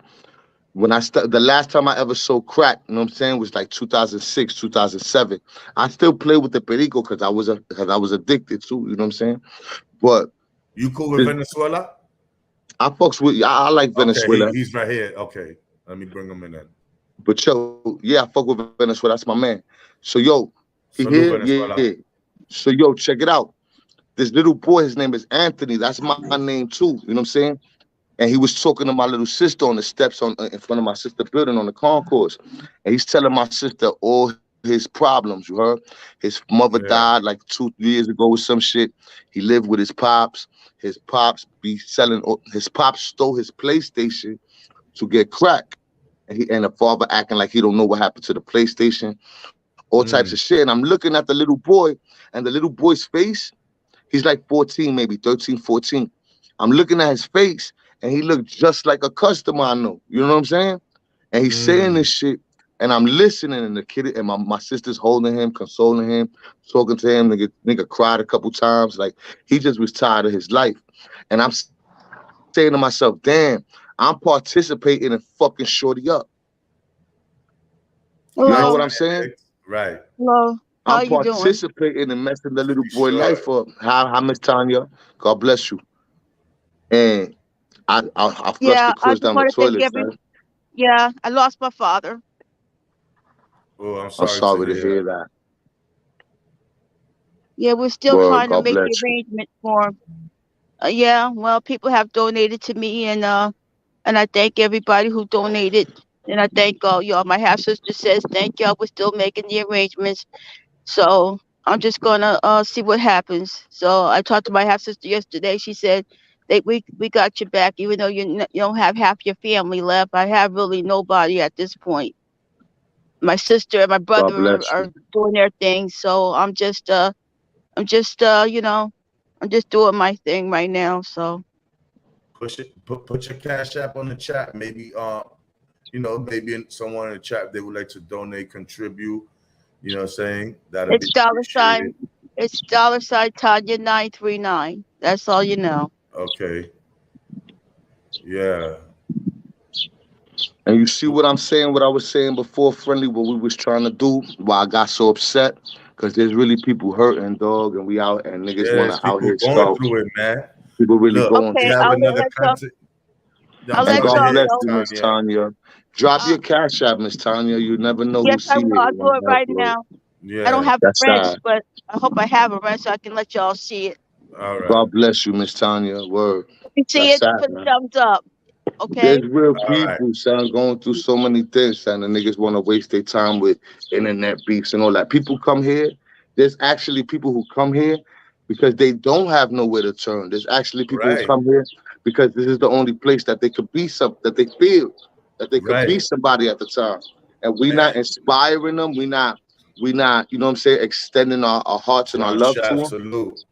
Yo, and That's you know what's horrible, son. crazy? You know what's Niggas want to crazy? beef. You know what's crazy is that right now someone just lost a father, and Word. and that's something that maybe somebody already had experienced already or hasn't experienced it. You know what I'm saying? And trust me, man, there's a lot of pain going on in people's lives, man. That but just conversing, we could do so much better and learn from each other, and just sharing our past experience and little things like that. But don't give people too much, because people are piece of shits on this There's social a media lot of shit. piece of shit A niggas, lot, and a like lot of flip straight up. floppers too. Like one time, one minute, you know what I'm saying? You with the cause. The next minute, you entertaining the cyber bully Yeah, I see bullshit. it, Tanya. That's Yeah, horrible. And you there's know, actually people who come here to express how they really feel, people or really people going that come through it. here to support you. You know what I'm saying? It make it hard to support the real niggas. There's so many weird niggas. There's so many fake niggas.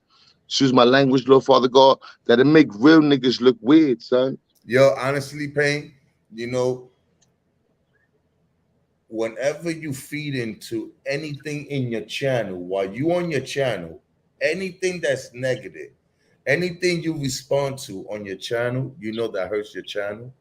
Yes, sir. Yes, sir. I learned that now. It I know doesn't that now. matter. It doesn't matter if you had 30 people in the chat, 60 people while you be it's hurting your channel, the brand, everything. Because the other people that could have came through and would have stuck around because they came across your platform and they were like, yo, and now they're like, what Uh, the fuck is going on? yeah. I learned that. I learned that firsthand. And a lot of things people don't see. Remember, niggas was disrespectful in October, You're a November, smart December, dude. You're a January. smart dude. When you be talking I to didn't clap back until February. I was just trying to be listen. easy, like, yo, I hold li- on. I listen to you talk. You know what I'm saying? You're not a dumb. Even though you went through pain and you made your mistake and you might have made some bad choices and some maybe stupid decisions, whatever whatever you're not a dumb nigga. You're a smart dude. I listen to you talk, and you know a lot when it comes to the Bible, reading the scripture. You know a lot about your heritage. You have a lot of information. You know, don't waste your time feeding into anyone. Hello, this is a business. You know what I'm saying? People is going to try to compete with you and bring your brand down. But the key is not to respond. Remember, That's a silence fact. That's a kills. It fact. That's a fact. destroys. Bro, listen, That's a how fact. You many right. people spoke about Jay-Z and Puff Daddy? Do you hear these people responding and on social media or on Instagram? That's a No, fact. they have a That's a fact. brand. Instead of when there was millionaires, they were thinking about being billionaires. You think they was worrying about what other people thought of Rockaway or Sean John? Like, I'm gonna keep pushing. This shit's gonna happen. I got the vision. You know what I'm saying? I'm gonna keep going my way. People don't want to do business with people. One day they're a gentleman, tomorrow they're a gangster. You know what? You are liability for the investment. At any moment, they be like, you know what? If I fuck with Pain and he snaps and lose it, that's my money I'm losing because I'm investing my money with him. Even though he's a great person, I generate money, but I could also lose all my money with him. So that's the fear. So you don't want to, Hey yo, friendly, son. That's so fucking true. I thought about that too after. That's why I say I had a plan though. I ain't gonna lie to you, son. I could be devious as shit, bro. Yo, I believe in God. I do believe in God.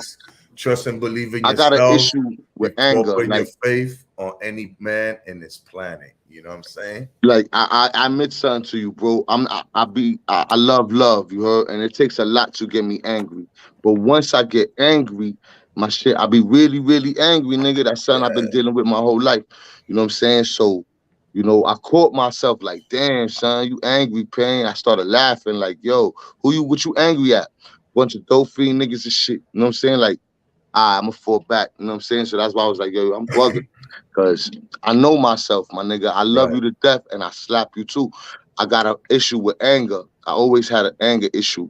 I don't have a fuse, but I'm not an angry person, but there's certain things that just make me like, what nigga, I'll fucking take your face off. You know what I'm saying? So I caught myself like, oh shit. You know what I'm saying? Yo, What you doing, nigga? and definitely, man. And being that you said that, you know what I'm saying, and you want to do your positive thing, you know what I'm saying. We only humans, and we all gonna always make a mistake somewhere, somehow. Even the pastor, whoever, is gonna make a mistake and be like, "Damn, I've got out of pocket." But try to fight those demons. You know what I'm saying? Well, Like sometimes control, not to get it twisted, control right? yourself.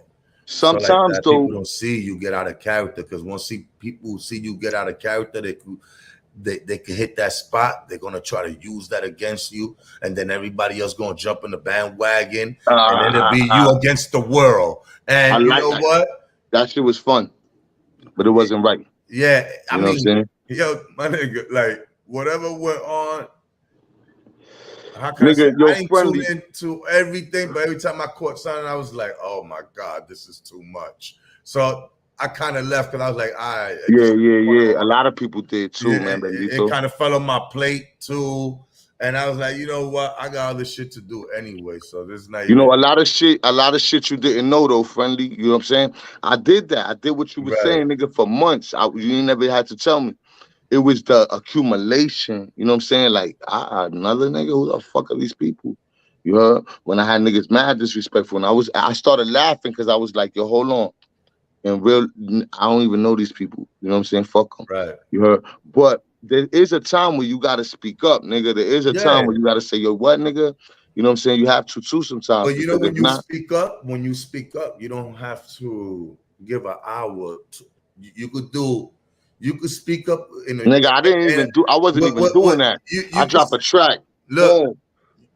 what just within one sentence, you could say a whole lot within one sentence. Yo, cause you laughed. Depending on the words you choose on the Yeah. sentence, you could say so much. People be like, damn, that people could take it as wisdom. They be like, Payne just said some shit and never respond again.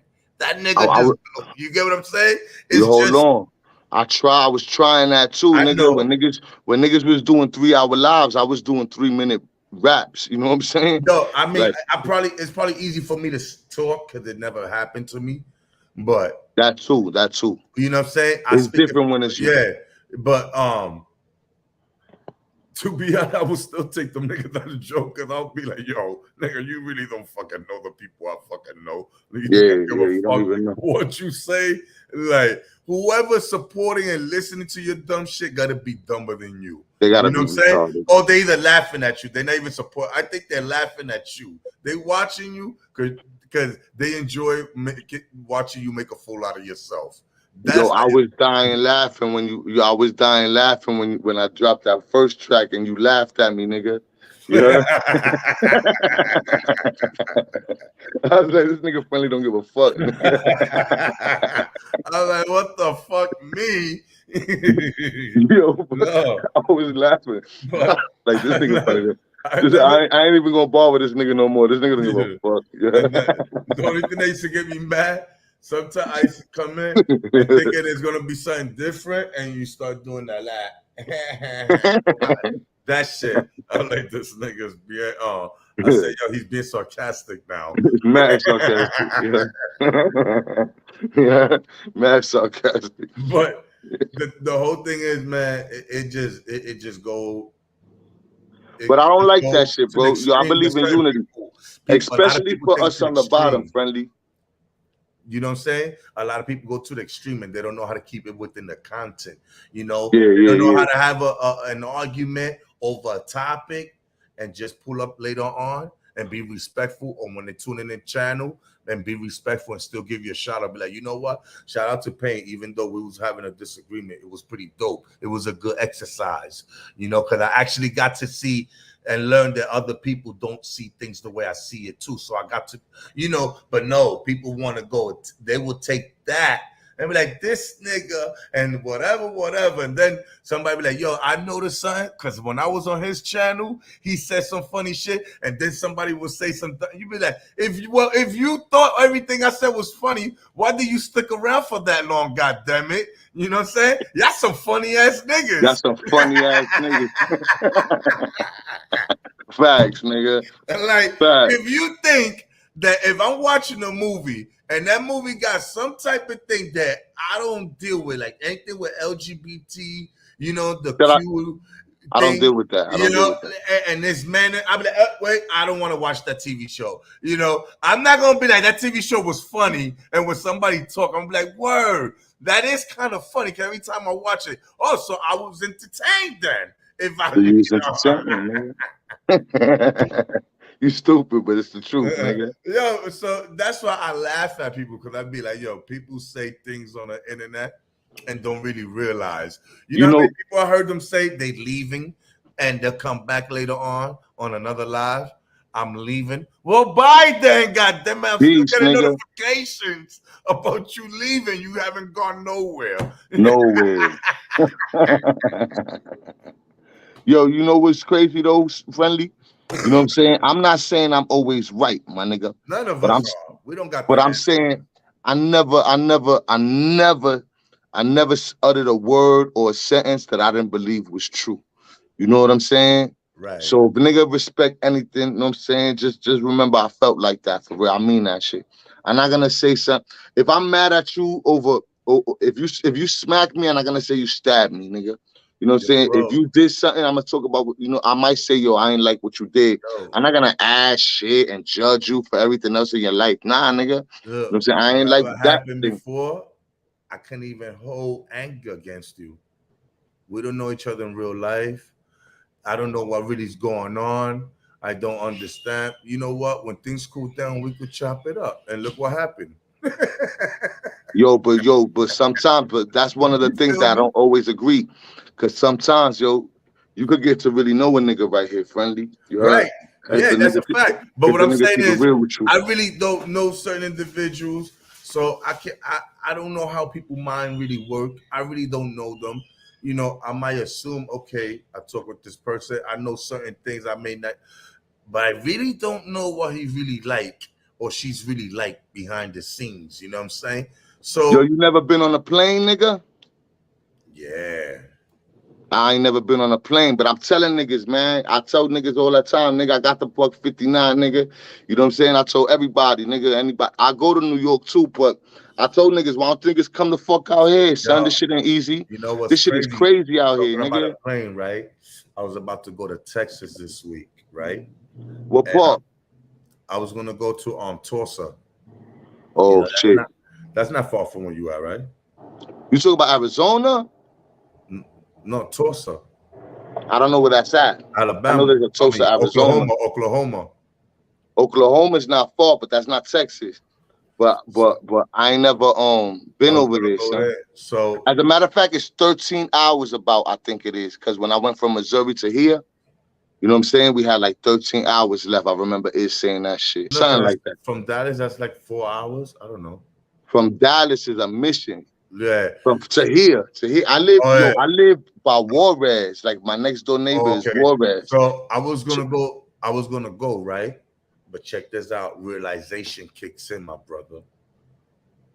I'm a grown-ass man with kids. I can't just be dipping with my niggas from state to state, doing all that shit, going to Chicago, going to Cleveland. But a family vacation is healthy, my nigga. With a family, yeah. I was like, I don't do that shit no more. I used to do that, nigga. Go OT with a bunch of niggas and all that stupid shit. Even though last week was the last day of my kids' school, but I was like, but if I'm gone, who's gonna be at home with them and holding them down? I'll be selfish to go enjoy 2 weeks somewhere else with niggas. I might get locked up because knowing these niggas, they make shit happen too. So I'm just putting myself in a bad situation. And I don't think I could afford that. And I was supposed to pack up. And what I said, nah, bro, I ain't gonna lie. I'm gonna stay with my kids because why not? That's dope. Work, and I'm not even trying to be that far from them right now. And you know how time, anything can happen at any minute. That's a sad reality. I'm a grown man already. My brother, listen, to get locked up at the age of 43, come on, man. You don't know what I could get. You was born in 79, nigga? Right. So you know what I'm saying? Too. So they get to do 7-year bids and all that shit, be 50 years old. I just beat the case, yo. You know how stressed I was, friendly? I was 38 years old. I'm gonna be 43 now. I was 38 years old. My last real case, they was offering offer. My offer was 15, unless I go to trial. I was stressed, nigga. Look, I was stressed, bro. I was like, damn, 38. How old you come home after 15 years when you 38? Shit, you come out like you 15 years old. Pero you like you went in as 38, but the mentality. You 53 years old when you come home. Yeah, you 53, exactly. But if you take the 15 years they give you, you use that 15 years, you take those 15 years, and that's the age you're gonna come out as a 15-year-old. Even though you went in as a 38 and coming out at the age of 53, doctors say too, it's like a 15-year-old. Doctors say too that it only takes 9 months to a year to be institutionalized. You know what I'm saying? I've been in and out, Bree. I probably got like 7 altogether with all the little shits plus the big shits altogether, right?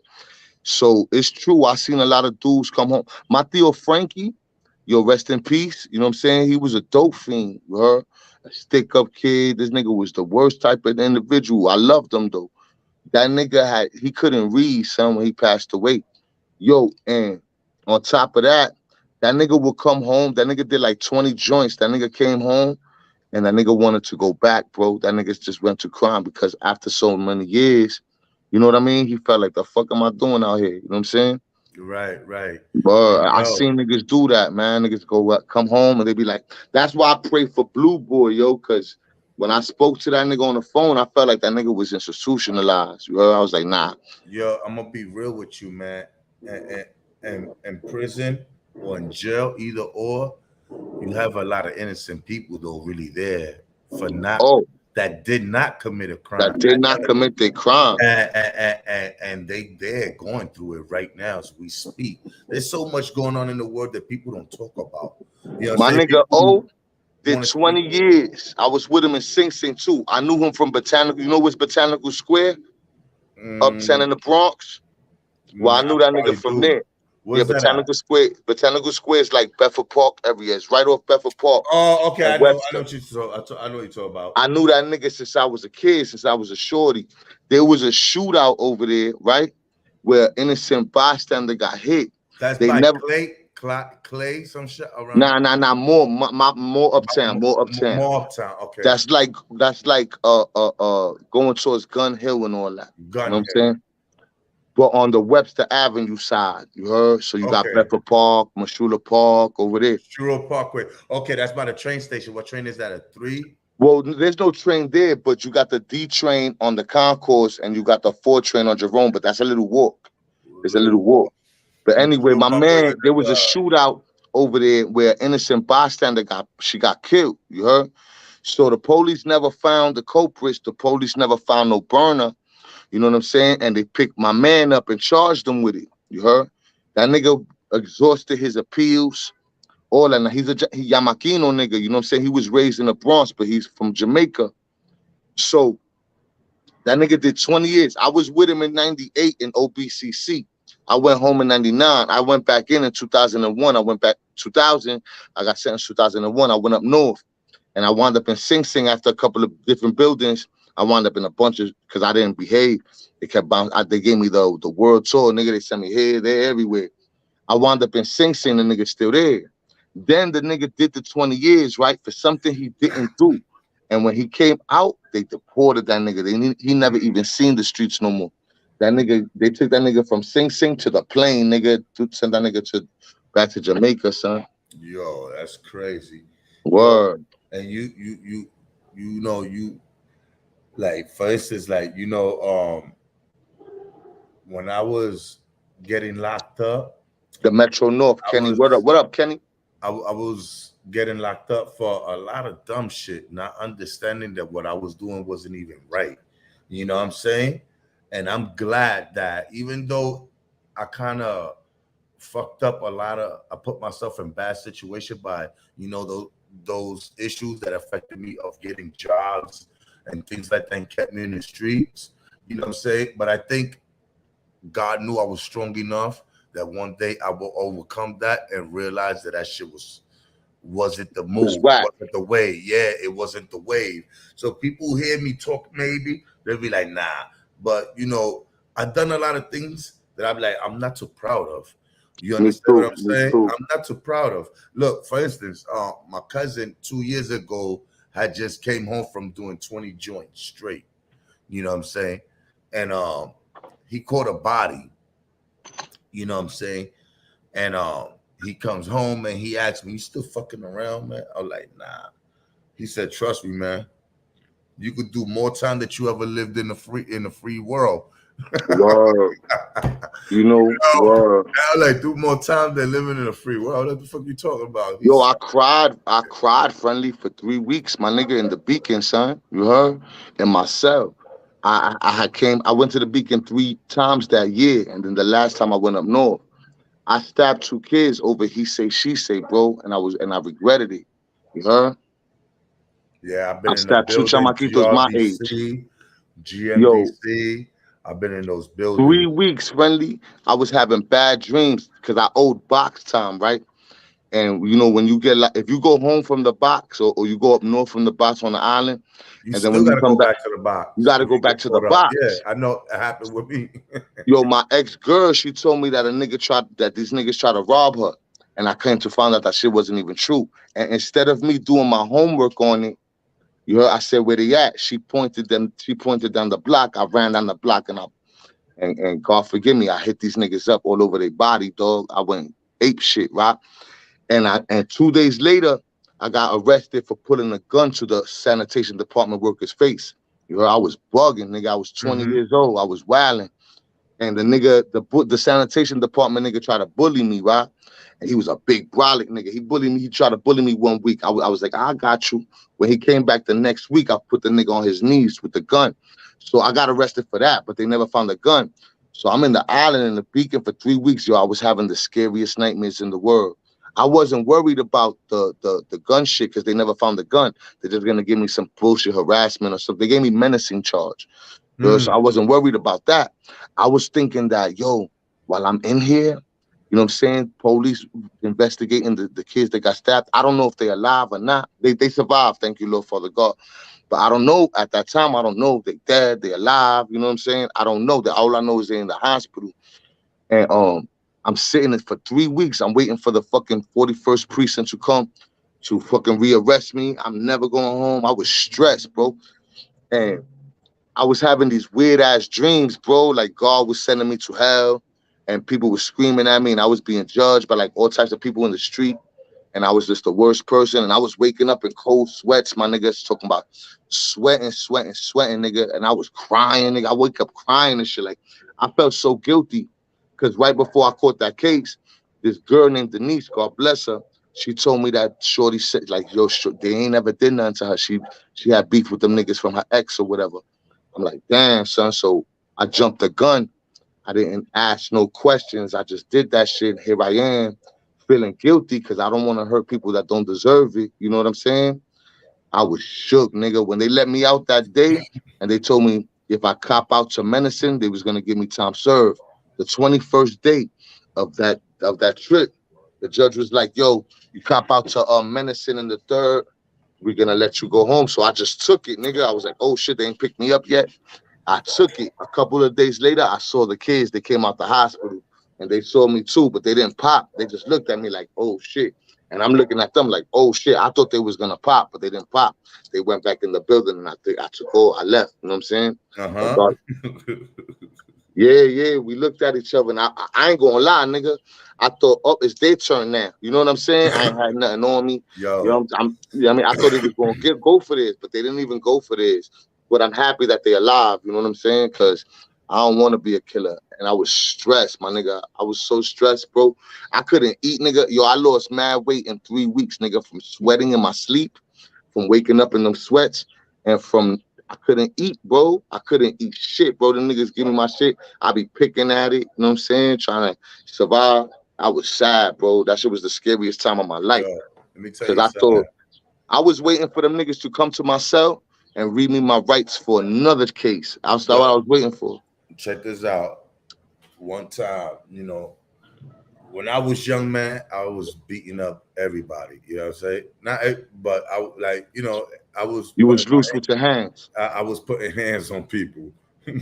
So this is nigga, you know what I'm saying? And me and my cousin, you know, my cousin right here from the Bronx, we robbed the nigga, you know what I'm saying? We took his gun. We robbed him for his gun. Yo, that's crazy, dog. I'm not proud of that, but it was just crazy. That's how I took a nigga's I took a nigga vest, you heard? So we robbed I him took my for man's vest, nigga. I was fucked up. We robbed him for his gun. Boom. It was a 9 Beretta at that time. We robbed him for. Boom. We kept it pushing. This nigga tried to have his mans press me. You know what I'm saying? His mans came through because they was calling. He wanted to, the nigga, we robbed him for his gun, and he went to tell my mom's what we robbed him for. So my mom called my cousin's father and tell my cousin's father, yo, there's some guys over here looking for these guys that they robbed him for the gun. And I don't know why would he do that to the guy that he know. So he like, oh, okay. So, boom, the guy, my cousin's father, Hyman, starts, is kicking it with me. My cousin used to live on 192nd on Valentine. Yeah, I know where that's at exactly. So I'll be over there. Back in the days, in the 90s, that shit was fire too. Valentine. Yes, sir. Yes, you know what I'm sir. saying? There was this little nigga named Mikey. He became my right-hand man from the Bronx. I used to say Mikey from the Bronx. He caught me and him used to go catching jooks. You heard? We used to go robbing niggas. So there's a park, right? There's a park if you walk Grand Concourse by Kingsbridge. You're breaking up, my nigga. I'm still breaking up? I'm good now? Well, your volume went down. Oh, word? I can hear you, though, a little bit. You can hear me now? Say something. Yo, 1 2 1 2. I can hear you a little bit. Yo, can y'all hear me in the chat? Let me see. Yo, you know what I want to do? Because you said that. Yo, if I could get you behind the scenes, I got a picture of a nigga named Mikey from around there, son. Okay. Yo. That's funny. That's well, the dude Mikey, when we was young kid, that was my right-hand man. Was he short? He was well, we was short at that time. We was young kids. I don't know. This nigga's still short. You know what I'm saying? It's been years. I haven't seen a nigga, but me and this nigga Mikey, who's my crimey, you know what I'm saying, from the Bronx. I'm from Brooklyn. We used to link up, catch joke. I put him down with the click too, WB. So this nigga was a wild nigga. He caught a case. Me and caught a joke, and I had left back to Brooklyn a couple days later, and being that he's from the area, he's around more. So the police got him. And that nigga never ratted, never told, nothing. He was a solid nigga. I used to catch mad jokes. But this nigga that me and my cousin got for his gun, he tried to get his niggas to press me. They're like, yo, where the gun at when I came back to BK? I was like, what you mean where the gun is at? What gun you talking about? They're like, you know what gun? They're like, yo, son, this nigga playing games, right? So this nigga was now he was a little scared because now his man was more thorough than him, and they already put, you know, they shot at him out in front of me like, yo, so he's now he don't want to say, yeah, y'all robbed me for the gun. Now he's acting like he didn't say nothing. So in the back of my mind, I said, oh, this nigga told these niggas, I'm gonna fuck this nigga up later on. Watch, right? He thought it was a game, right? So niggas try to jump me, you know. So we got it on. I used to drink 40s OE at that time. You know what I'm saying? Beers and all that when I was a young Yeah. The 40 is dangerous, nigga. I bust one in the head with it, and still it wouldn't get them niggas off me because it was a little vicious. But the nigga I took the gun from, he wasn't vicious. Boom. I got out. I went, got my cousin. I got a few of my niggas. Yo, we came back, went to the nigga house, dragged that nigga. We fucked that nigga up, right? Now his brother, you know what I'm saying? I'm going to say his name, Butchie. You know what I'm saying? His brother, Butch. They call him Butch because he chopped niggas up, right? And I didn't want no problems with the nigga. Bro, it's a small world. While I'm in the island locked up with this nigga in GMDC. GRVC, we locked up together. Yo, and then he's situated, he's stable. There's a nigga. He's been there for a minute in the house. So I go in there. So I do my thing and I see him. I said, "Oh shit, they go Butch, right?" So I'm like, "Damn." So I was like, "All right, whatever happens." You know what I'm saying? Fuck it. Yo, why the nigga pulled up? He came to me and he said, "Yo, that shit you did, I'm not too happy with you with that, but you lucky I like you." I was like, "Damn." So he was like, "You know, you a real little nigga. I fuck with you and your little brothers, man. I don't know, but I fucking love you though." You know what I'm saying? That nigga came through at that time. Niggas say like crazy. So nigga came through. He said, "Yo, you good?" I said, "Yeah, I'm good." He said, "You need cigarettes?" I said, "I ain't got that." He came through with the toilet paper, gave me the cigarettes. Boom. I was smoking my bogeys. I lasted like 3 months there and shit like that. And you ain't never get to go up north? Nah, I always fought my case there while I was there. Either got dismissed, time served, shit like that. It wasn't I never hit, you know.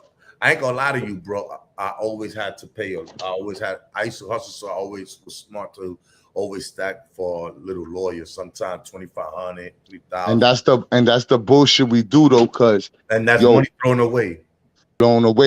I learned my lesson with that shit too, cause I saved for a lawyer one time. My last case, nigga, I got the lawyer for cheap.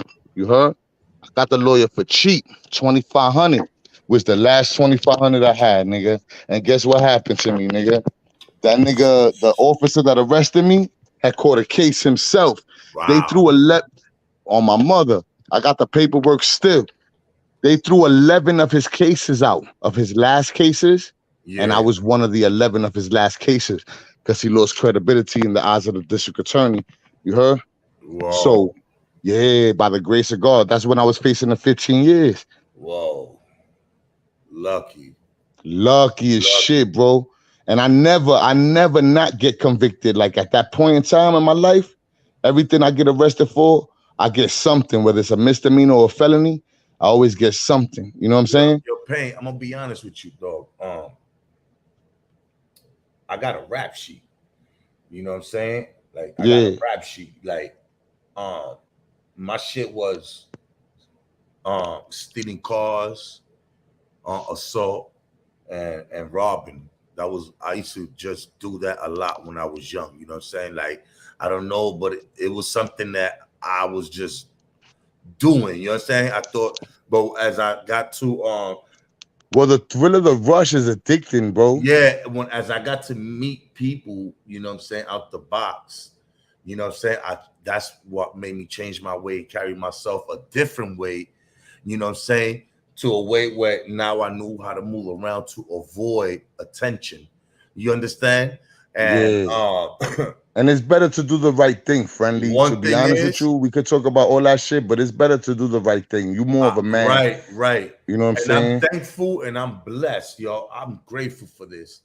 I've been blessed in life to always, no matter how fucked up I've done things and gotten locked up, yo, for some reason, yo, I got away with shit that is God been there for me. Bro, there's a lot of shit that I appreciate that I had all these older heads just have that 10-minute, half an hour. Sometimes sit down for an hour in the park or in front of the building, but they kicking knowledge. And I tell my friends, nah, go ahead. I'm gonna chill with these niggas. And that time saved me from getting into some shit.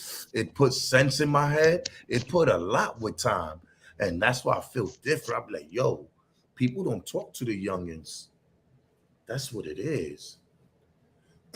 You know, the people don't talk to the youngins. I appreciate those older heads talking to me like that. It opened my eyes, Pain. My It made me mom's was realize always about one of them. friendship. They told me about friendship, loyalty, what to expect, everything. And one thing is, I could expect from people one day to disappoint me. So I'm always strong on that. You know what I'm saying? Somebody down the line is going to fuck up, Pain, no matter how good you are. You could give them a cup of water with ice and everything. Yeah, man. They're gonna drink the water and they're gonna disappoint you after they drink the water. Yeah, man. And that's something that even to this day, you know what I'm saying? This loyalty really bothers me, bro. Yeah. Because I'm a very loyal person. I am, bro. It does. And I'm not saying that for and no that's why, props. yo. So it hurts. That shit hurts. This loyalty breaks my heart. I'm loyal to everybody as respect. You understand what I'm saying? Always. I respect everybody. I respect the people that people may underestimate. I don't underestimate anyone, and I don't put it past through anybody. Cause look, the most suckerish nigga out there is the most ruthless motherfucker. You know what I'm saying? The nigga that look like a sucker is the most ruthless nigga. Like if you ever look at documentaries and you see the most psychopathic killers, the most ruthless niggas in jail, it's not niggas like that's talking with lingos. It's some crazy looking motherfucker that you thought this nigga's a wimp when you go there. And this nigga got for real. Got bodies. 10, when I 20, met 30, you be like, oh my God. Hey yo, friendly. When I was on a transfer from Central New York Psychiatric to Sing Sing, right? And they stopped at Sullivan, and like for 2 nights I was in Sullivan, not even that long, because I was on a transfer, right? Yo, I don't know why they did that, but whatever. When this chubby white dude was passing down the cells, down the line, putting papers in between the bars, right? It was an invite to church. So I was talking to the morenito that was next to me. He was giving me tops to smoke, right? And we was building the whole time I was there. And he was a Musulmano dude, right? And I laughed, I joked. I was 20 years old. I was 22. And I was on my silly shit. I was just joking, right? I'm like, how does fucking dude giving me such? I look like I'm here for going to church, and the dude said, "Nah, don't joke like that. You know who that is?" The nigga said, "You know who that is?" I said, "Nah, I'm just playing, nigga, but I don't know who that is." He said, "That's the son of Sam." I said, "I don't know his father neither," because I didn't know what that was. Yo, the nigga said, "Nah, nigga, the son of Sam. You don't know who that is?" I said, "Nah, I don't know who that is." I didn't know who that is because that happened in '76. That happened in 76 or 77. I was born in 79. I didn't know who that was. And we didn't have internet and all that shit back then. You know what I'm saying? So when he told me, yo, that's the son of Sam, I said, who the fuck is the son of Sam? He told me the story. I was like, yo, that nigga do not look dangerous. You heard? Like, he didn't look dangerous to me. You know what I'm saying? That nigga was the whole son of Sam, nigga, killed He bad don't people. look it, but he's dangerous. Yeah, I didn't think about that shit. I was like, oh shit, that taught me a lesson. Like, yo, be careful with the jokes, nigga. Listen, like a frog. A frog don't look dangerous, right? But you got poisonous venom frog that if you touch them, they and they're cute. They're dangerous, honestly. Like, and they're the prettiest ones and shit. Yeah, colorful, nice, beautiful. Word. Nice. You be like, touch that nigga, you sick. Let me see this shit. Yo, give me a second. Let me talk to my son.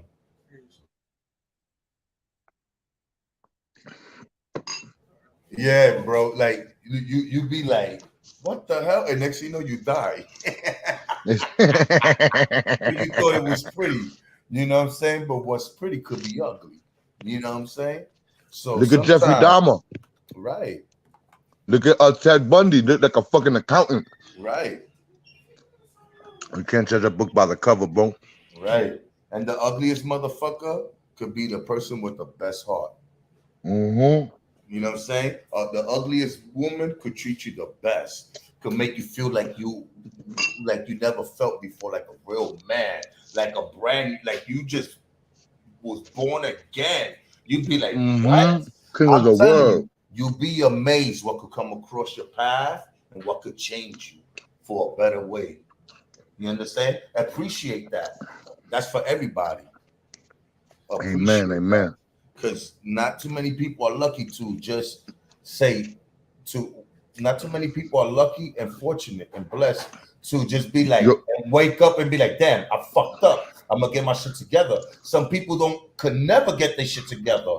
They lost every support, everything, anything that's the burn all the bridges in the world. it's not Yo, this. you know what I noticed though, son? I apologize, my nigga. This mad off topic. But you know what's weird to me right now, son? That is the fucking date. You just broke night? Nah, I woke up. I just felt like I had to say something. So I went outside. Oh, I'm so used to you being in the middle of the night. Not because I haven't done this for a while. I haven't been on YouTube for a minute. So I'm like, yo, it's mad early. I was like, you know what? Let me go live because I was disappointed with the fact is that 3 young kids beat up a 73-year-old woman. And You saw that shit? Would you even have what would encourage you to beat up a 73-year-old woman? And then to What top in the it world? off, you got a little girl there that, as a little girl, I know kids are kids, but you should know that that's an old lady. That's a woman. You're a girl. Mm-hmm. That's a woman. So who raised these kids? Like, yeah, man, it's crazy. Bro? You know what's going on in their household? Where this happened at, bro? In Philadelphia. You know, man. And this happened on the rich side of Philadelphia. So what were they doing out of their community in a different community? Because like they said, to be there, you have to be somebody. Those are $1 million this, thousands of, so it's not like you and I could just walk around and chill over there. Like, they're going to be like, what the fuck? You know what I'm saying? Unless we got money and we're doing something, but all that staying on corner and hanging out, they're going to be like, nah, nigga, that shit don't rock on this side of it. You know what I'm saying? But what made those kids leave their neighborhood to go to another neighborhood like that and beat up a 73-year-old woman? What's going on in their home that they had to go out there and do some vicious? Cause that's yo, but you know what? Yo, like I told you, Friendly, you could be the best parent in the world. And your kid goes outside to be influenced by kids that they don't got the best parent. There we go. And you made my point, what I was saying before earlier. You know what I'm saying? Okay, we got parents that are sending kids outside, like, oh no, that's the kid from around the corner. He's from the kid from upstairs or downstairs or across the street or down the block or the kid he went to school with or they grew up together or they used to go to, you're going to hear all that. But check this out. Is that kid good for your kid to be around? You know what I'm saying? That's what we got to think of. I know he's the kid from the neighborhood. We could look out for him. But if you're that's friendly, the kid you want your kid with.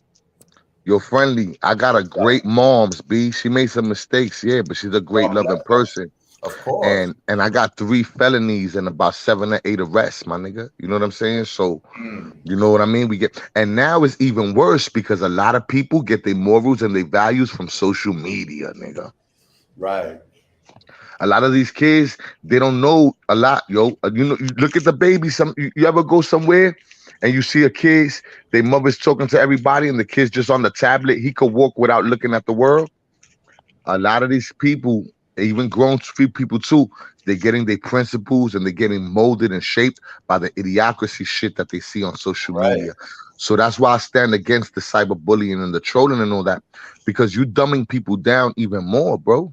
Right. And not only this, I see what you were saying, Ray. And I haven't seen that. The 4 boys to beat up the dude in the subway. No, I didn't see that. He stood on his grounds. Wow, I didn't see that. But check this out though.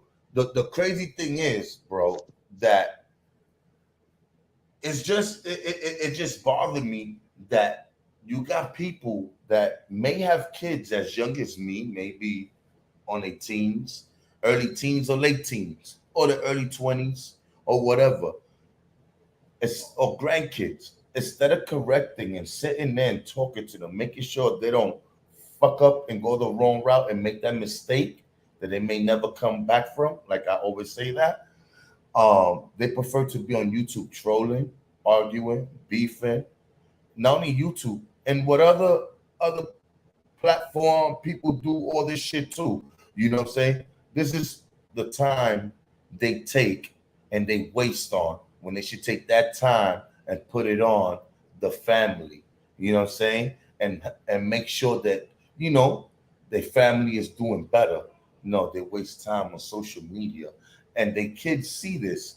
What you think these kids is gonna be like? Oh, my father act like a fool. I could act like a fool. You know what I'm saying? My father, you know, imagine my son's teacher coming across my YouTube channel and see me acting like a fool, arguing with people. So like, oh, no wonder this kid is bad. But lucky he's not a bad kid, he's a good kid. But let's say my son was to be a bad kid. I was like, look at his father and YouTube beefing. Yo, they may not tell me, but they'll speak amongst each other as teachers. Yo, you see this guy? Listen. You know who's that? That's this child's father. Yo, that's a joke. You know, how people gonna take you serious? You know, you gotta be wise with the things you do, man. You know, you gotta move smart. And I see a lot of people who still want to be real. A lot of people in this shit still want to be solid people and all this. People wasting their time telling people how real they are. In reality, you know what I'm saying? You got to be real to yourself. You know what I'm saying? This is what you really want to waste your time on. Be real with yourself. You know what I'm saying? Like, don't waste your time trying to impress people online how real you are. Most of these people that you trying to impress are not real to themselves. You wasting time. And a nigga tell you, if a nigga tell me 3 times in a conversation how real he is, I start questioning that shit. I don't need him, right? Yeah. I don't believe him. Listen, and if I don't see nothing, you if I don't said a nigga see ran on you, right? shit, You said a nigga ran on you, right? yes, sir. Yo, I could tell you mad stories like that. Yo, dog, we in East New York. I'm 14, 15 years old. I'm chilling with my boy Rob and his man and his cousin. It's his cousin's birthday, my brother. His cousin Ralphie. It's his cousin's birthday. So me and my brother Black, you know, and my brother D, we go to the weed spot on Crescent and Pinkin. You know what I'm saying? And they used to have chocolate. We go there. Remember the chocolate? We try and do the right thing. That was the best. And light this nigga up. This nigga talking this tough shit, how real he is, how solid. He's been doing this for a very long time. You know what I'm saying? And one day I remember my brother, like a long time before that happened, he said, Mira, one day shit is gonna happen and these niggas gonna take off on us. But I said, nah, I think he's a real nigga. He said that nigga be talking that shit too much. Yo, bro. Way too much. Why niggas pulled up on us? Me and my brothers, we stood on our ground. So we told my younger brother, I said, yo, keep walking, because the problem is that if my brother get hurt and I go home without my brother, yo, Payne, what you think is gonna happen to me? Yeah. I was telling my brother, go. He like, nah, fuck that. I was like, nah, nigga, go home, all right? Just start walking home, all right? I'll meet you over there, right? Because if anything happens to my younger brother, your pain, I'm gonna feel pain, like for real. Like, not only getting jumped, but I'm gonna get fucked up when I get home because I shouldn't be, you know what I'm saying, my little brother, and then he got hurt, you know what I'm saying? Nah, for real though, for real. I had to make sure he was safe. I said, go ahead. So I like, go ahead. So he left. So I'm looking. So nigga talking shit to me and my brother. The nigga nod his head like he going like he about to swing. So my brother, we from the streets too. We do that shit. So he looked to the side. When he looked to the side, he tried to swim. My brother blocked it. Hit the nigga with the bag of fucking candy. That shit had the blow pops and the annihilators, all them hard candies, right? The mint balls too. So that nigga hit that nigga in the face. So we fighting. Boom, boom. Why the dude Rob and Ralphie ran on us and did. My nigga, we fighting now. It was 3 niggas.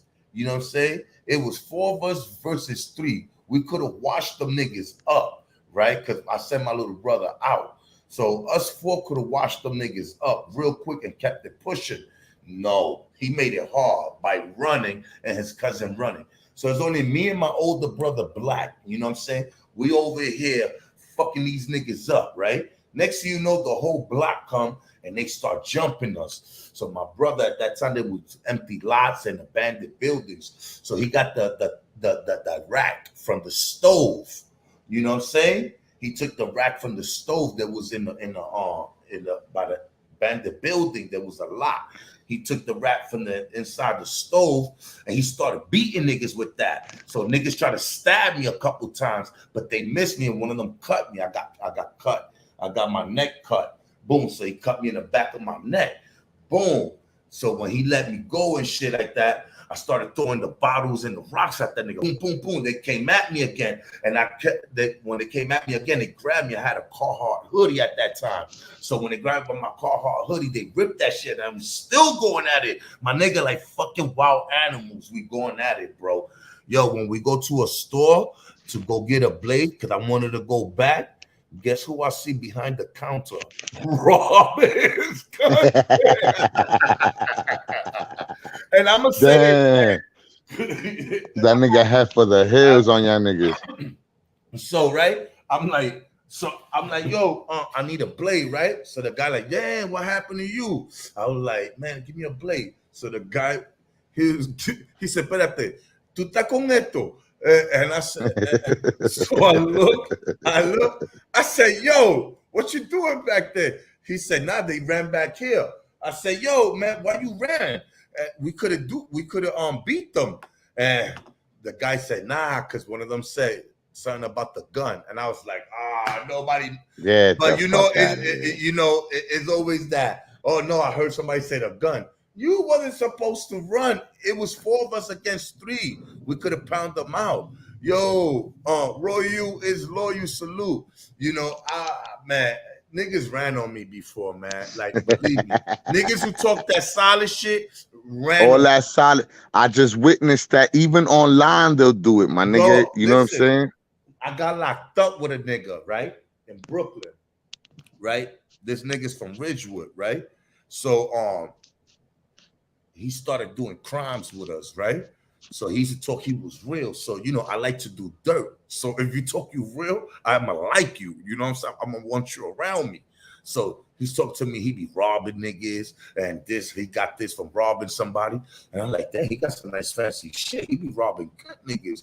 So I'm like, yo, I be robbing niggas too. He like, what? I'm like, yeah, I be sticking niggas up. He's like, yeah, right. So I say, yeah. So I took the nigga to my crib, you know what I'm saying? I used to live with my mom's at that time. I was a young nigga.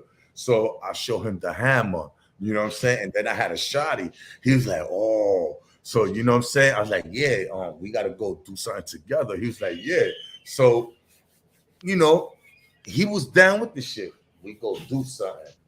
Yo, my nigga, why a couple of days go by, you know what I'm saying? Me and him get locked up together. The nigga turned to a bitch on me, bro. The nigga turned to a bitch on me, my nigga. I swear to God. Yo, the nigga's a sucker, bro. That's what the nigga Lulu did to me, man. I'm with this nigga every day, and he talked that crazy rah, yo, shit, right?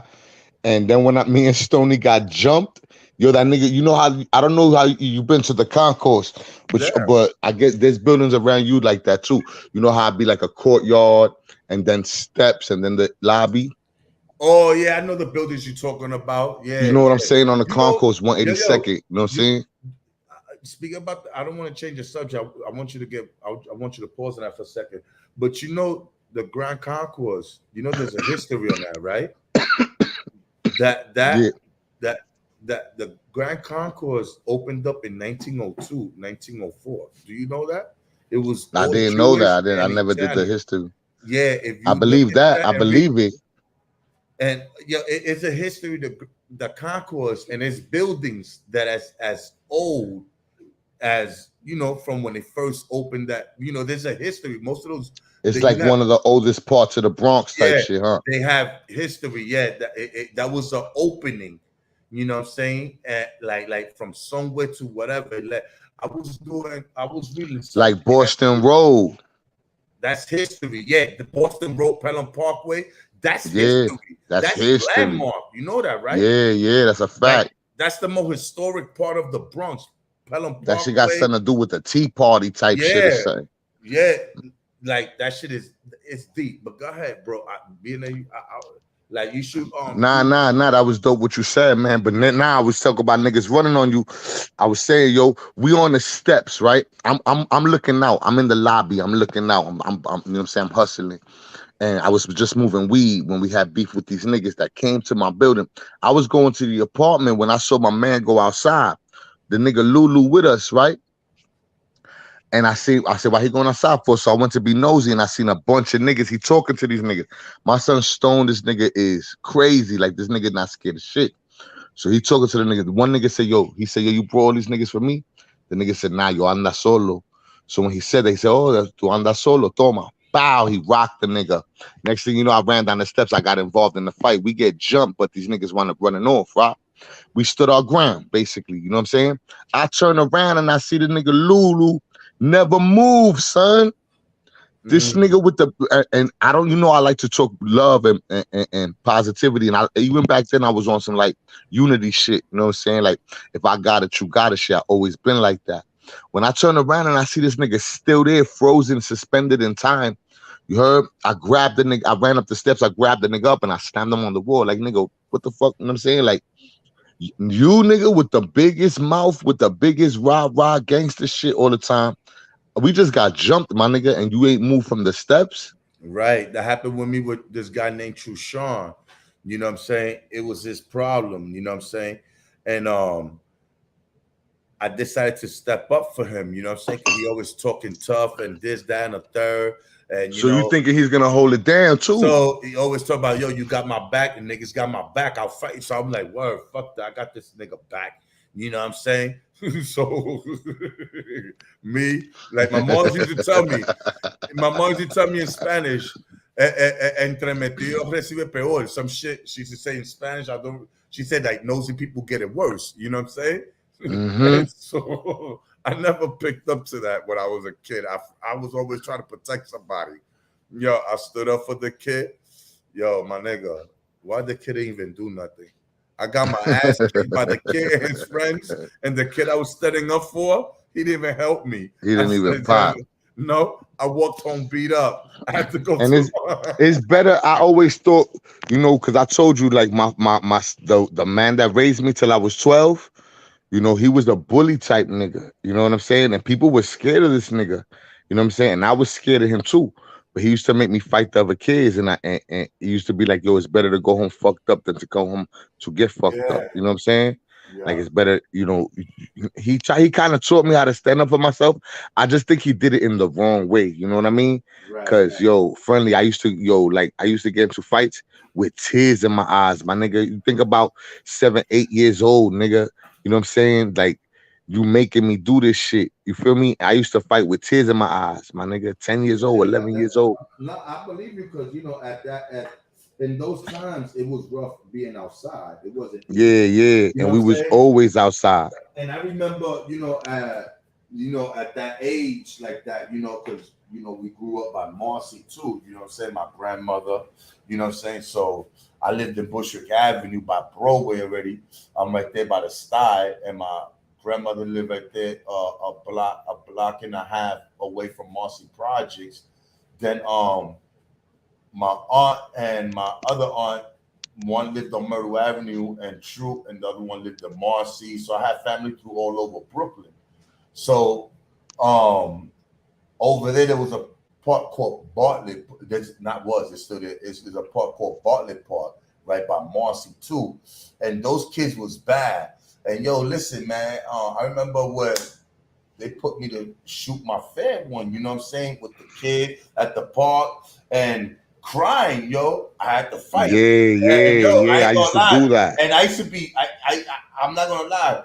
And even to this day, I always fear, you know, when it's gonna get in. But once I'm in it, yo, Then you in it. yeah, that's it. The fear And that's is another gone. thing, It nigga. is, Yo, now I'm thinking there's about, I always gotta survive. I gotta make it out this. And if I don't win, he knows that my knuckles hurt, and I'm a man just like him. And I'm always Amen. gonna walk. I'm always gonna. I'm walk satisfied with that. anywhere I'm in the world satisfied. like that. I'm not gonna think I'm bigger than you. I walk humbly. But if you And- think you could come and think you're gonna like chew me up like a bag of chips, oh no, man. Nah, You might knock nah, me we're out, not doing but that. before you knock me out, you're gonna feel up some of my shit. So And you're gonna remember what I said and what I did, nigga. You're gonna remember I stood up for myself. and if you go home, you're gonna have a lump. You're like, yeah, that nigga caught me right here. So at the end of the day, Something. I'm not running from you. I get asthma, so I'm not wasting my time running. We're gonna dance. You know what I'm saying? We're gonna dance. But And you know what? It's better to do that, even if you get hurt. And there's always a tinge of fear right before the action, even if it's for a split second. it's You know what I'm fear. saying? That fear. But you gotta Yeah. be brave. So Yeah. it's like a little bite. It's like you can get like this little bite of fear. Niggas be acting like that shit don't happen. Oh, yo, you just win every fight. Oh, like you Nah. that confidence, you never feel I that. lost I fights felt that myself. shit. I felt that shit. You're friendly. I'm glad you said that, because I felt that tinge of like, you know what I'm saying? Because it's a shock. You know what I mean? Like you're going into a shock. The initial feeling right before the punches get thrown. You feel, even if it's anger, you still feel that little tinge of, oh shit.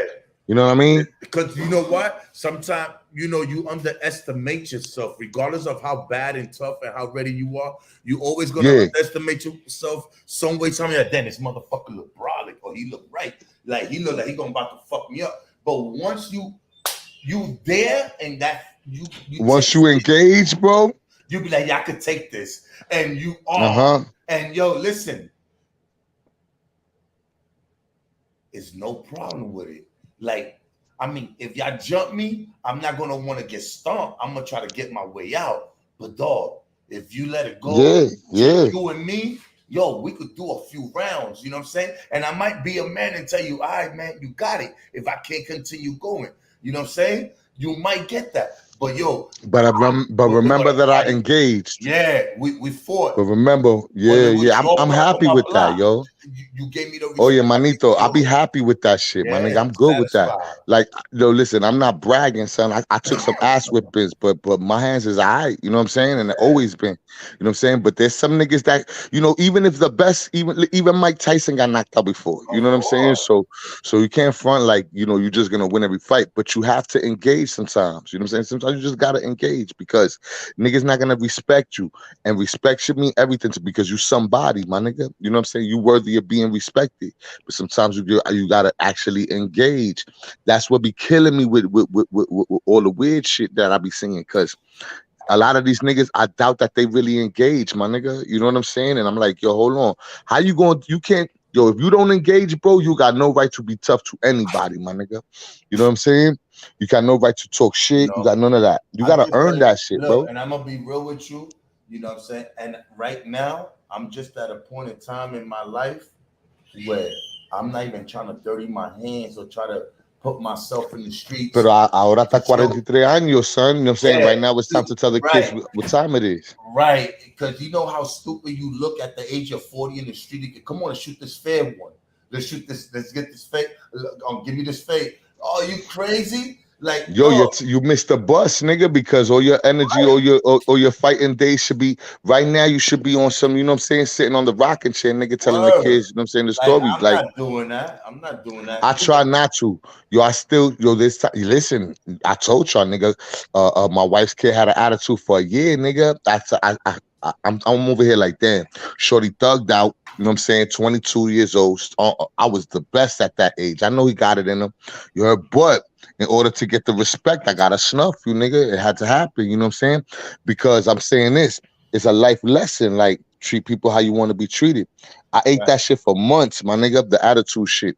I figured this is what the nigga want. Now it's been a couple years for me, but I missed this shit too. You know what I'm saying? After we did that, we hugged, we talked. You know what I'm saying? But I had to let the nigga get his off, and I had to get mine off. You know what I mean? But yeah, it was for the respect, because imagine this, bro. Check it out. I ain't nobody's father. You heard? I'm just trying to live my life with your moms. You know what I mean?